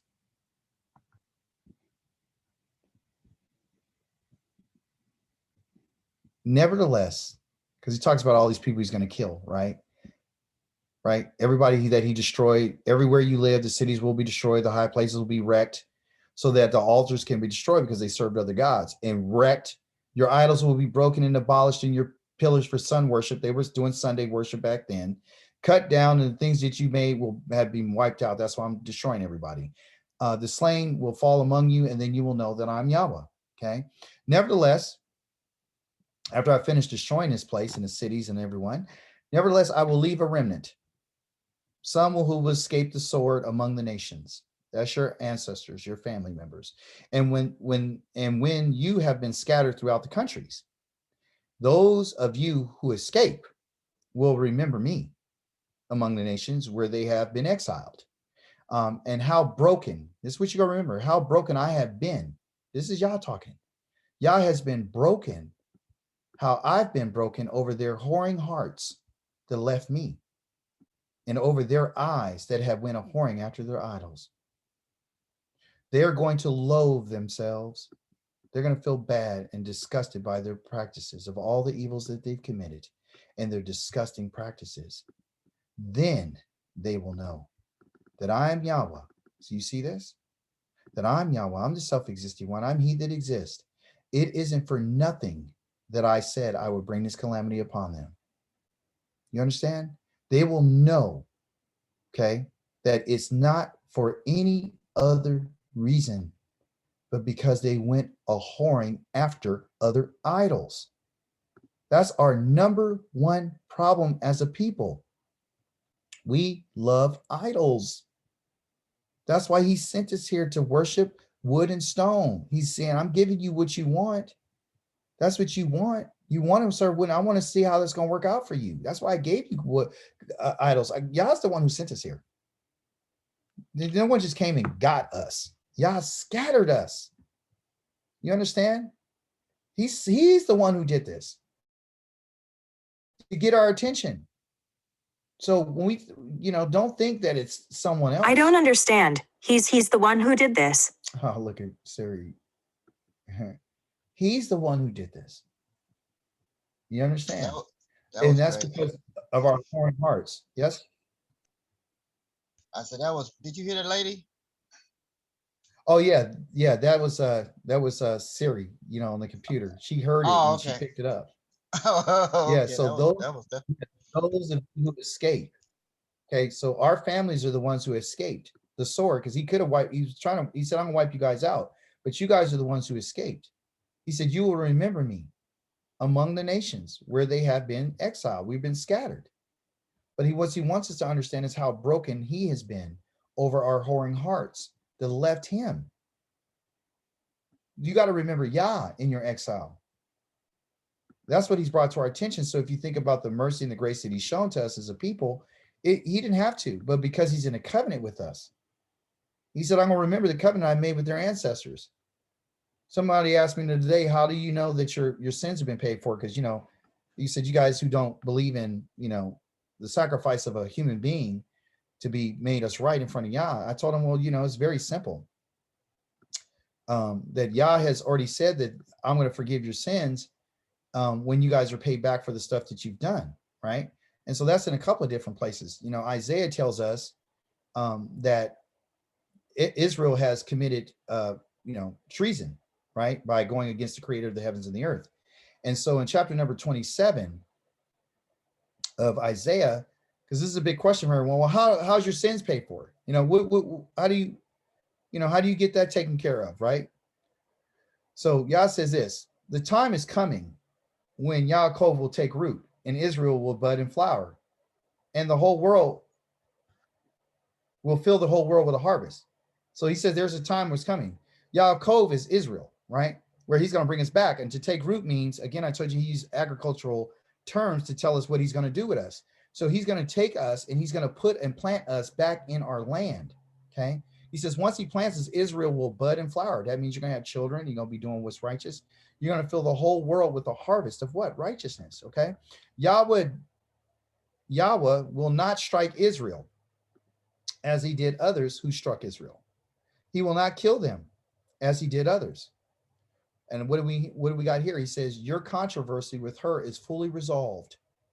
Whose controversy? Yah's controversy. Yah had a controversy with Israel because of her actions and her behavior. So he says, I'm going my controversy with her. Who? He calls Israel her because he thinks of her as his wife.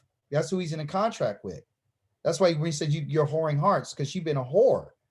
That we just read in Ezekiel, we've been whores as a woman, a whore to him. We've been sleeping with a whole bunch of other idols and not being faithful to him. So he says, my argument and my controversy with her is fully resolved by sending her into exile. Remember we just read, he said, it ain't for nothing that I sent you there. You'll know why I sent you into exile. I sent you into exile because you were being a whore. So I had to put you out my house, which is the land. I had to destroy my house, was the sanctuary, because in my sanctuary, you were sleeping with a whole bunch of different men by bringing other gods in there.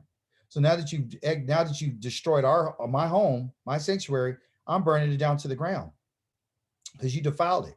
So guess what he does? He says he removes her with a rough gust of wind on the day when he's blowing from the east. So the iniquity, the sin of Yaakov is what? Atoned for by this. By what? By being put into exile. And removing his sin produces this result. So if Yah removes our sin and our results of our, if our controversy is fully resolved, then Yah says the iniquity of Yaakov is atoned for by this, by what? Being exiled, okay? And removing his sin produces this result. So if you want to know if you're okay with Yah, then this is what he's going to do. Who? Yaakov. Yaakov is going to do what? Yaakov is going to chop up all the altars of stone, stones like chalk. He's going to get rid of his altars. He's going to destroy his sacred poles. He's going to get rid of sun pillars and worship. He's going to get rid of those things. That's what he's going to do. That's the result of us being atoned for and us being forgiven, is when we get rid of our idols. That's why he sent us here. So not only so exile gets us, right? And so what is the supporting witness to the fact that when we're putting in exile, he said, remember, I sent you guys away because of your whoring hearts. But let's see what he says about prior to this to tell us when we're going to be forgiven and when we're going to be atoned for, and what he's going to do about it in Leviticus chapter number 26. Okay. Chapter number 26 of the book of Leviticus, tells us some things, right? First thing he says is what? You're not to make for yourselves any idols, okay? Which they did, and they erected carved statue or standing stone. So now do you see right? So that's in context. I need you to get rid of these things. I don't need them anywhere in your land in order to bow down to it, okay? I am Yahweh, your Elohim. I am Yahweh, I'm he who exists, your powerful one, you right? Keep my Shabbats, revere my sanctuary, my house, okay? I am Yahweh. If you live by my regulations, because it's always an if, and observe my mitzvot, my commandments, and obey them, then. It's always an if and then, okay? So if you then I will provide the rain you need in this season. So you see a direct connect between if you do what he says, then if you live by my regulations and observe, which means guard my commandments, and obey them, meaning to do them, then I will provide rain. So it's physical. So rain is connected directly to the Torah, because that's what Torah means. This is all the Torah right here. The regulations and the mitzvot, that's Torah. Because Torah is pointing you in a direction. That's what instruction means, to point in a direction. So if you do what I tell you, then I'm going to point the rain in your direction. So you can have your seasons. And then the land will yield its fruit and its produce, and the trees will yield its fruit, okay, in its field, okay?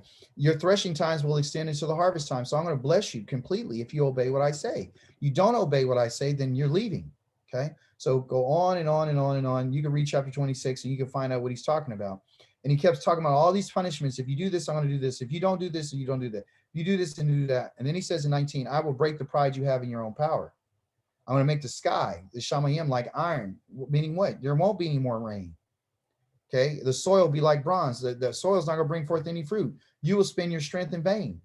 Everything that you plant in the ground, you're not getting nothing out of it, because the land will not yield its produce, and the trees and the fruit won't yield their fruit. Why? Because you went against me. Yes. If you go against me, listen to this. If you go against me, and don't listen to me, because it's about hearing and listening, I will increase your calamity sevenfold according to your sins. So I'm paying you back for everything you've done. You're not getting away with it. I'm not gonna wait to, to kill somebody, an innocent person on a cross, and then I'm gonna scatter you all over the world. No. If you, in spite of all this, you refuse my correction in 23, and you still going against me, because that's what we do. We go against him by not doing what he says. And he's disciplining us like a child. Then I will go 2 against you, and I will strike you 7 more times for your sin. And then I'm gonna bring the sword against you. Why? Because the sword, if you read right here, it says, I'm gonna bring a sword against you, which will execute vengeance of the covenant, not the Torah of the covenant. The words that I spoke to you, if you break those words and you go against these things, I'm gonna execute vengeance, because vengeance is associated with the covenant. That's why I sent you out to the places I sent you, because I'm taking vengeance on you. Okay. You will be huddled inside your cities. I will send, sickness among you and everything, right? I'm going to cut off your food supply. I'm going to cut off your supply of bread. That's what I'm going to do. So you think I'm the nice Elohim full of grace and mercy? There's a part of me that says, if you go against me, I'm cutting off your supply of bread. You go weigh out your bread by weight, and you ain't gonna eat, you ain't gonna be satisfied. And if you still don't listen to me, because it's always about listening to him, but you keep going against me. So he's telling you, if you don't listen to me, you're not for me, you're going against me. You're not listening to the words I told Moshe, you're going against me. Then I will go against you furiously, and I will chastise you 7 more times. So you see, Israel's getting behind whooped. You eat look, it's gonna be so bad, you're gonna eat the flesh of your own sons and daughters. I'm gonna have you eat your own kids. Yeah. When I read this, I cried. I'm like, you just can't be the Elohim that I serve. And I found out, yes, it is. If you go against him, this is what you're going to be eating, your sons and your daughters, because you're going to be so hungry because you ain't no food. I'm going to destroy all your high places. Your Sunday worship for sun pillar worship, I'm throwing your carcasses on those carcasses of those idols, and I will detest you. And I'm going to do everything I can to destroy you. Not only that, I'm going to desolate your land. Okay, so your enemies living in will be astounded by it. Yes. I will, 33, I will disperse you among the nations. You hear what he said? I want to disperse you among the nations. I will draw out the sword in pursuit after you. Yes, to kill you. But remember, you and I are the remnant who didn't get killed by the sword. So we're the ones who we're the remnant he had mercy on. So you and I need to be thankful, because the sword was being chased after them because it was getting vengeance because they broke the covenant. Your land will be desolate. I'm going to desolate. It's going to be a desolation. There won't be nothing in it. I'm going to get rid of the cities and everything. I'm destroying everything. And then at last, because what? At last, the land will be paid as Shabbats, because the land, they weren't given the land its rest period. Every 7 years, every 6 years, they work the land. On the 7th year, they're supposed to let it rest. Every 6 days that you and I work, on the 7th day, we're supposed to rest. The land has a Shabbat. So when the land wasn't being given its rest period, she got overwhelmed, because she is Adamah. As long as she lays desolate, and you are in the lands of your enemies, because that's where I'm going to do it. I'm putting you out because you ain't giving her no rest. You're breaking what? You broke the covenant. The covenant is about the Shabbats. You understand? That's the covenant. That's like work 6 days and the 7th day. That's part of the covenant. Those are the terms of the agreement. The land has a covenant. As long as it lies desolate without you, you are in the lands of your enemies. So now I'm going to put you exactly where you need to be, because you didn't want to give the land as Shabbat. So guess what I'm going to do? I'm going to bring you to those lands, and they're gonna work the hell out of you every day, and you ain't gonna get no rest. The land will rest, because that's the whole goal of everything, is to have Shabbat, rest, to cease from working and be repaid. So the stuff that she missed out on, I gotta repay her. That word repaid right there is not shalom, it's called shalem. SHALEM. Shalem, payment, to be made whole. Shalom is to be made whole too. I'm whole. Peace be unto you. Be whole, be well. So the same word, the same root is used for peace and safety and shalom is for shalem, meaning I got to pay you back. That means repaid. So the land needs to be repaid. Yes, as long as the land lays desolate, it will have rest. The rest that she did not have during your Shabbats, because you worked on those days. You went out to the land, you planted, you sowed, you harvested. Everything I told you not to do in that 7th year, you went past what I told you. You got greedy when you lived there. So I'm going to put you out of the land. And as for those who are left, I will fill their hearts with anxiety in the lands of their enemies. That's why our people got a lot of mental problems. Is because their hearts, they can't understand anything. They're uncertain about their futures. So that's those who are left, the sound of a driven leaf will frighten them, scared at anything. Anything move, they moving. So they will flee as one flees from the sword and fall when no one's pursuing, because that's the heart that Yah's going to give them, the mind that he's going to give to them. Yes, with no one pursuing them, they will stumble over each other. You will have no power, absolutely zippo, no power to stand before your enemies, none. So all those protests and all that kind of jazz that they're doing out there, they don't mean nothing. To stand before your enemies, you don't have no military might, nothing. And among the nations, you will perish. Our people are perishing from diabetes, incarceration, horrible diet, drugs, drug dealing, everything. The land of your enemies will devour you. You don't have no blessing here. There ain't no fruit, no vegetables, and your kids are getting killed. Those of you who remain will pine away in the lands of your enemies from guilt over what?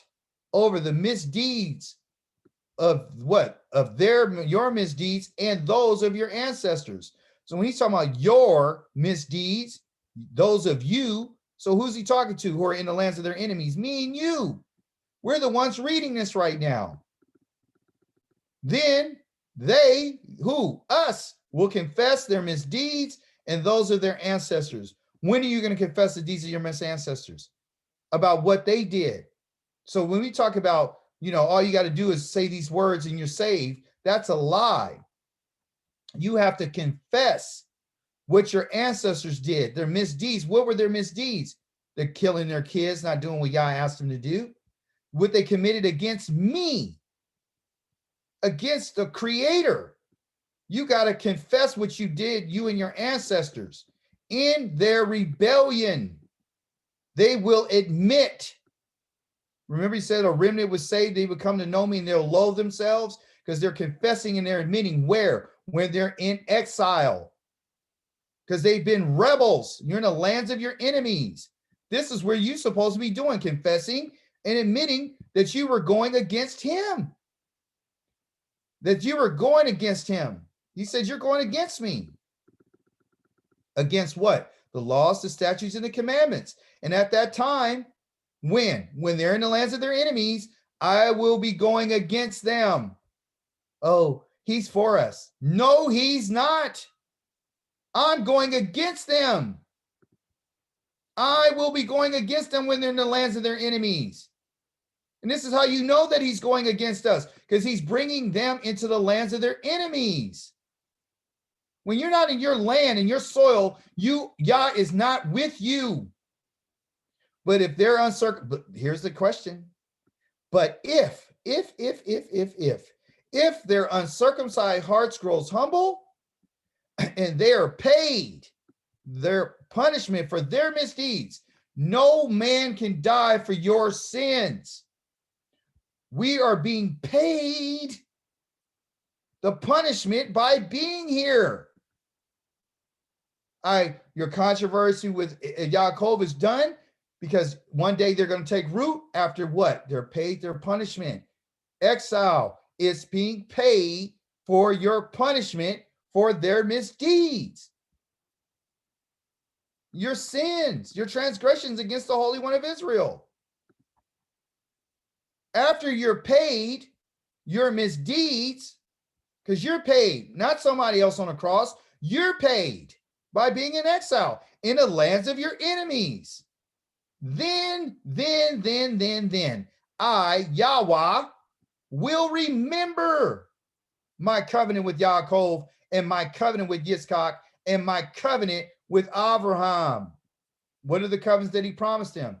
And he says, I will remember the land.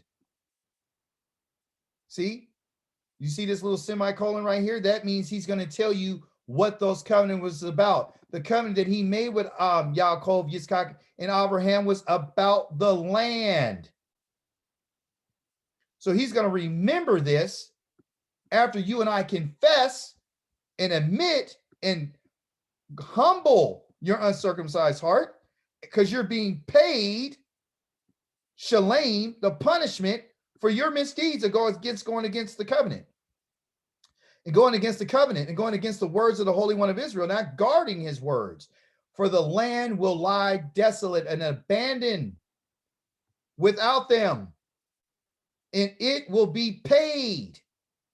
You think that land over there that they call Israel's Israel? It's not. It's in Africa.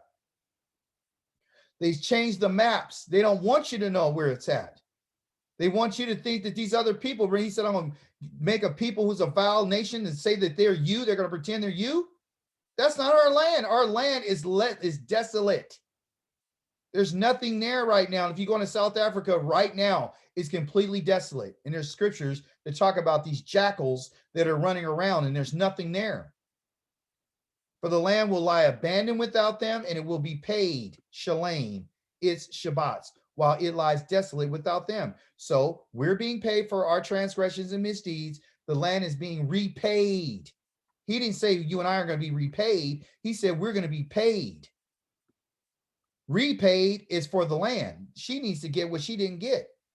So he got to get us out of there so she can get her Shabbats. The Shabbats were every 6 years you rest on the seventh. Every 7 years, they're supposed to let the land rest. They did not, and that's called a Jubilee every 7 sevens. They didn't do that. So the reason why we're here in our connection to our exile has to do directly with the land. So when the land is finished with being paid, repaid her Shabbats, and you and I are paid. So her being repaid and us being paid is connected. She's being repaid and we're being paid for the punishment of our misdeeds. So when you say to some man paid for your sins, you're lying. You're misrepresenting the Holy One, because he didn't say that. He said you're going to be paid for your punishment when you're in the land of your enemies. Why? Because they rejected my rulings and loathed my regulations. My rulings are my judgments, and my regulations are my mitzvos.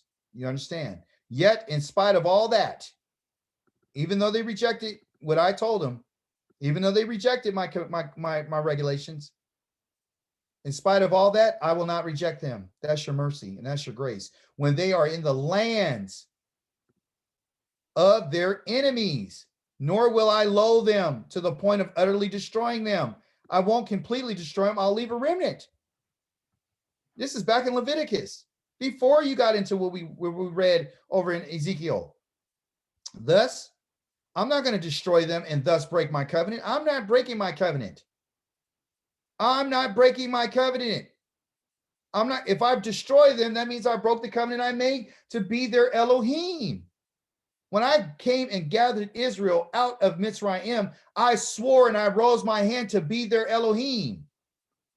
That's why my covenant with them is different than I made with their fathers. The one I made with their fathers is about giving them a land to them and their descendants. But my covenant that I made with Yaakov and the descendants of Yaakov and the 12 tribes of Israel was the fact that I will be their Elohim, not to serve any other gods. So therefore, even though they've done what they've done to me, I'm not going to loathe them and reject them while they're in the lands of their enemies. because I would destroy them. And if I destroyed them, I would then break my covenant with them. I'm not breaking my covenant. Why? Because I am he who exists. Because everything is about me. I'm not going to destroy them because of my own reputation. I'm the one who exists. Rather, for their sakes, I will remember the covenant of their ancestors. Not the Abraham, Yitzhak, and Yaakov about the land. I'm going to remember the covenant of their ancestors. And he tells you who the ancestors he's talking about. The ones whom I brought out of the land of Mitzrayim. So the covenant that he made, which was the 10 words, which are the ones that we've been going over, are the ones that he said, I'm going to remember those words that I made with them. That I'm Yahweh, your Elohim. You shall have none another Elohim. You shall not make any images of graven images. You shall not have anyone bow down. You shall not use my name, misrepresent my name falsely. You should keep the Shabbat. Those words, I'm going to remember those words when they're in the lands of their enemies. Otherwise, I would have utterly destroyed them. So is there a new covenant right now? Like they're telling you in Christianity? No. The same covenant that he made with our ancestors is the one that he's remembering. I will remember the covenant of their ancestors whom I brought out of the land of Mitzrayim with the nations watching so that I might be, because that's what the covenant's about, be their Elohim. And if he's our Elohim, I am Yahweh, I'm the self-existing one. The only reason why I didn't destroy your ancestors is because the people that saw me bring them out would have said that I didn't exist. That's why I didn't kill you. Because they saw me take you out.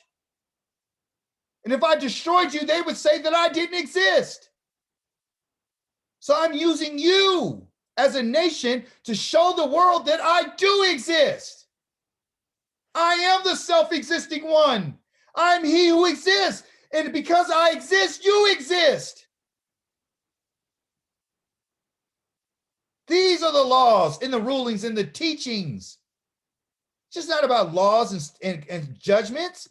It's also about teachings that Yahweh himself gave to the people of Israel through Moshe.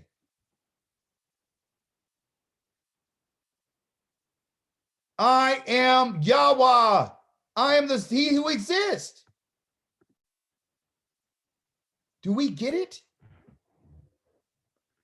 Do we understand? He's proving that he exists through us. If you and I mean, it's in Jeremiah that says, I made you guys so you will proclaim my glory to the nations. That's the only reason why you guys exist. Is because I'm using you. I'm using you to prove to the nations that I exist. I'm going to show the nations how much I exist by doing what I'm going to do with you. I'm going to scatter you, and you guys are put down all over the world, all four corners of earth. Look at you as scum and just nothing. You own less than 1% of all the wealth of the world, and yet you're the most talented people on the face of the earth, the most gifted and the most beautiful people on the face of this earth. And you're a treasure to me. But because you abandoned me and you turned your back on me and you forsook me like a whoring wife by having other gods, I came to get you to let you know out of Egypt that there is no one else. I've been telling you this over and over and over again. And now you're at the final stage of your development.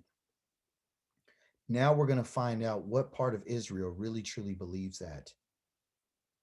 Is it the ones who have thought that they left Christianity and still call upon the name of another man and still claim that these people spoke on my behalf when I've never mentioned my name, not one time?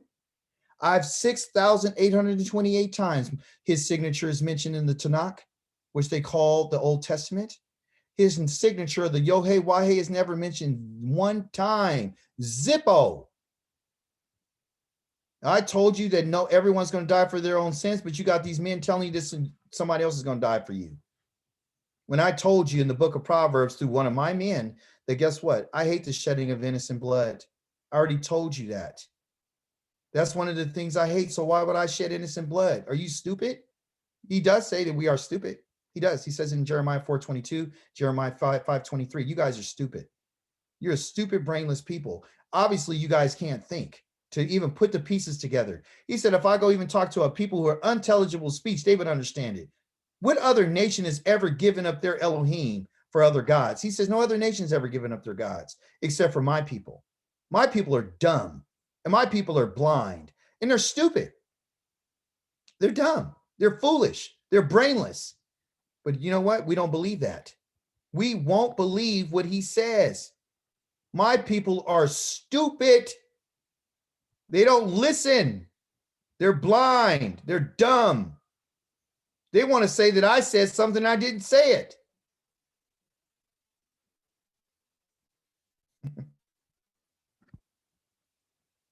How dumb are we? How stupid are we? Well, you're using that word really tough right there. So obviously, you know, obviously, you know, you must know something because you say it with so much confidence. Here it is. Your own ways and actions have brought these things on yourselves. This is your wickedness is so bitter. It has reached your very heart. My guts, I'm breathing in pain. My heart, it beats wildly. I can't stay still because I heard the shofar sound. It's a call to war. The news is disaster after disaster. All the land is ruined. My tents are suddenly destroyed. My curtains are in an instant. How long must I see the signal and hear the shofar sound? It is because my people are foolish. They don't know me. They are stupid children without understanding. Wise when doing evil, but they don't know how to do good. Do you understand that? That's what the Creator said about his children. What else did he say? The next chapter. What did he say? What did he say?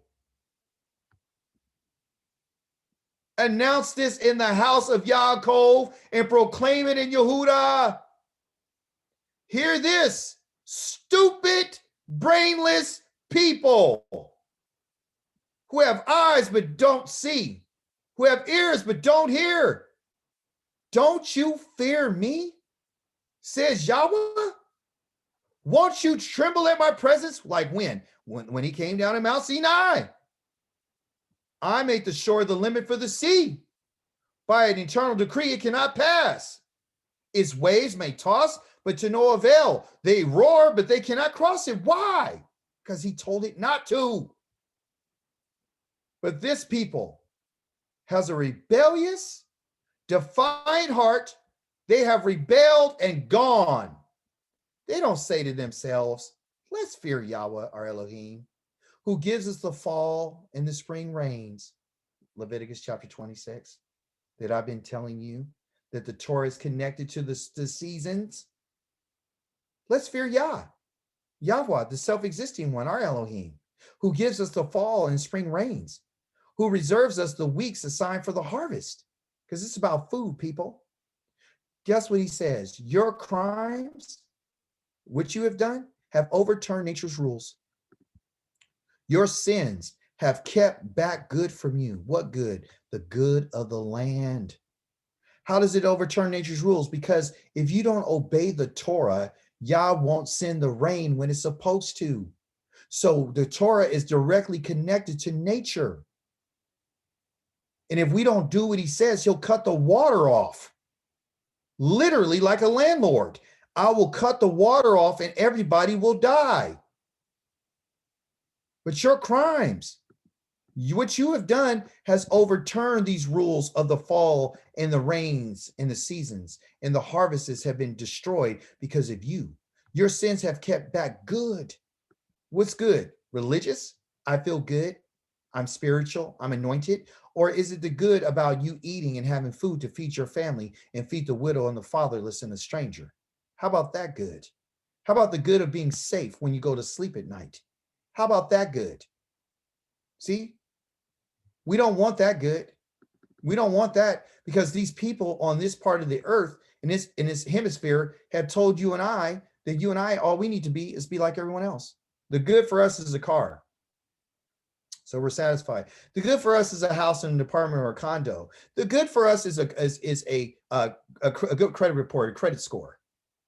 The good for us is having money in your bank account. Never, not one time has anyone ever said the good for us is to be in our land and have fruits and vegetables and to have water, clean running water. We don't want that. We want what everybody else wants. And that's where you and I have to make a decision. Praise be to the Holy One of Israel. I say this in closing. I love you. I just wanted to tell you what thus saith Yahweh. Hallelujah. Hallelujah. Praise be to the Holy One of Israel. Praise Yah. Hopefully you enjoyed the class today, because it's about preparation. Amen. All right. I love each and every last one of you. And I thank you for your time, because you were spending time with the Holy One of Israel and with him today in his word. So go back and read some of the things that we went over. Go back and read it and for yourself and meditate upon it. And you'll see that, wait a minute, we are in exile. Wait a minute, we don't have any food. Wait a minute. So it is about food. It's about water. It's about safety. It's about kids. It's about generations. It's not all this other spiritual stuff that you get from the Christianity. It's not any of those things.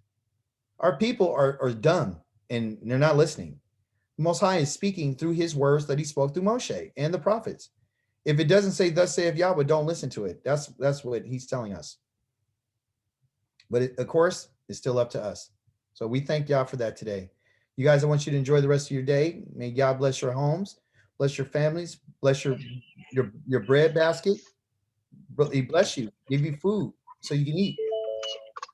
And enjoy your day today, guys. Okay? And thank you for allowing me to be part of it.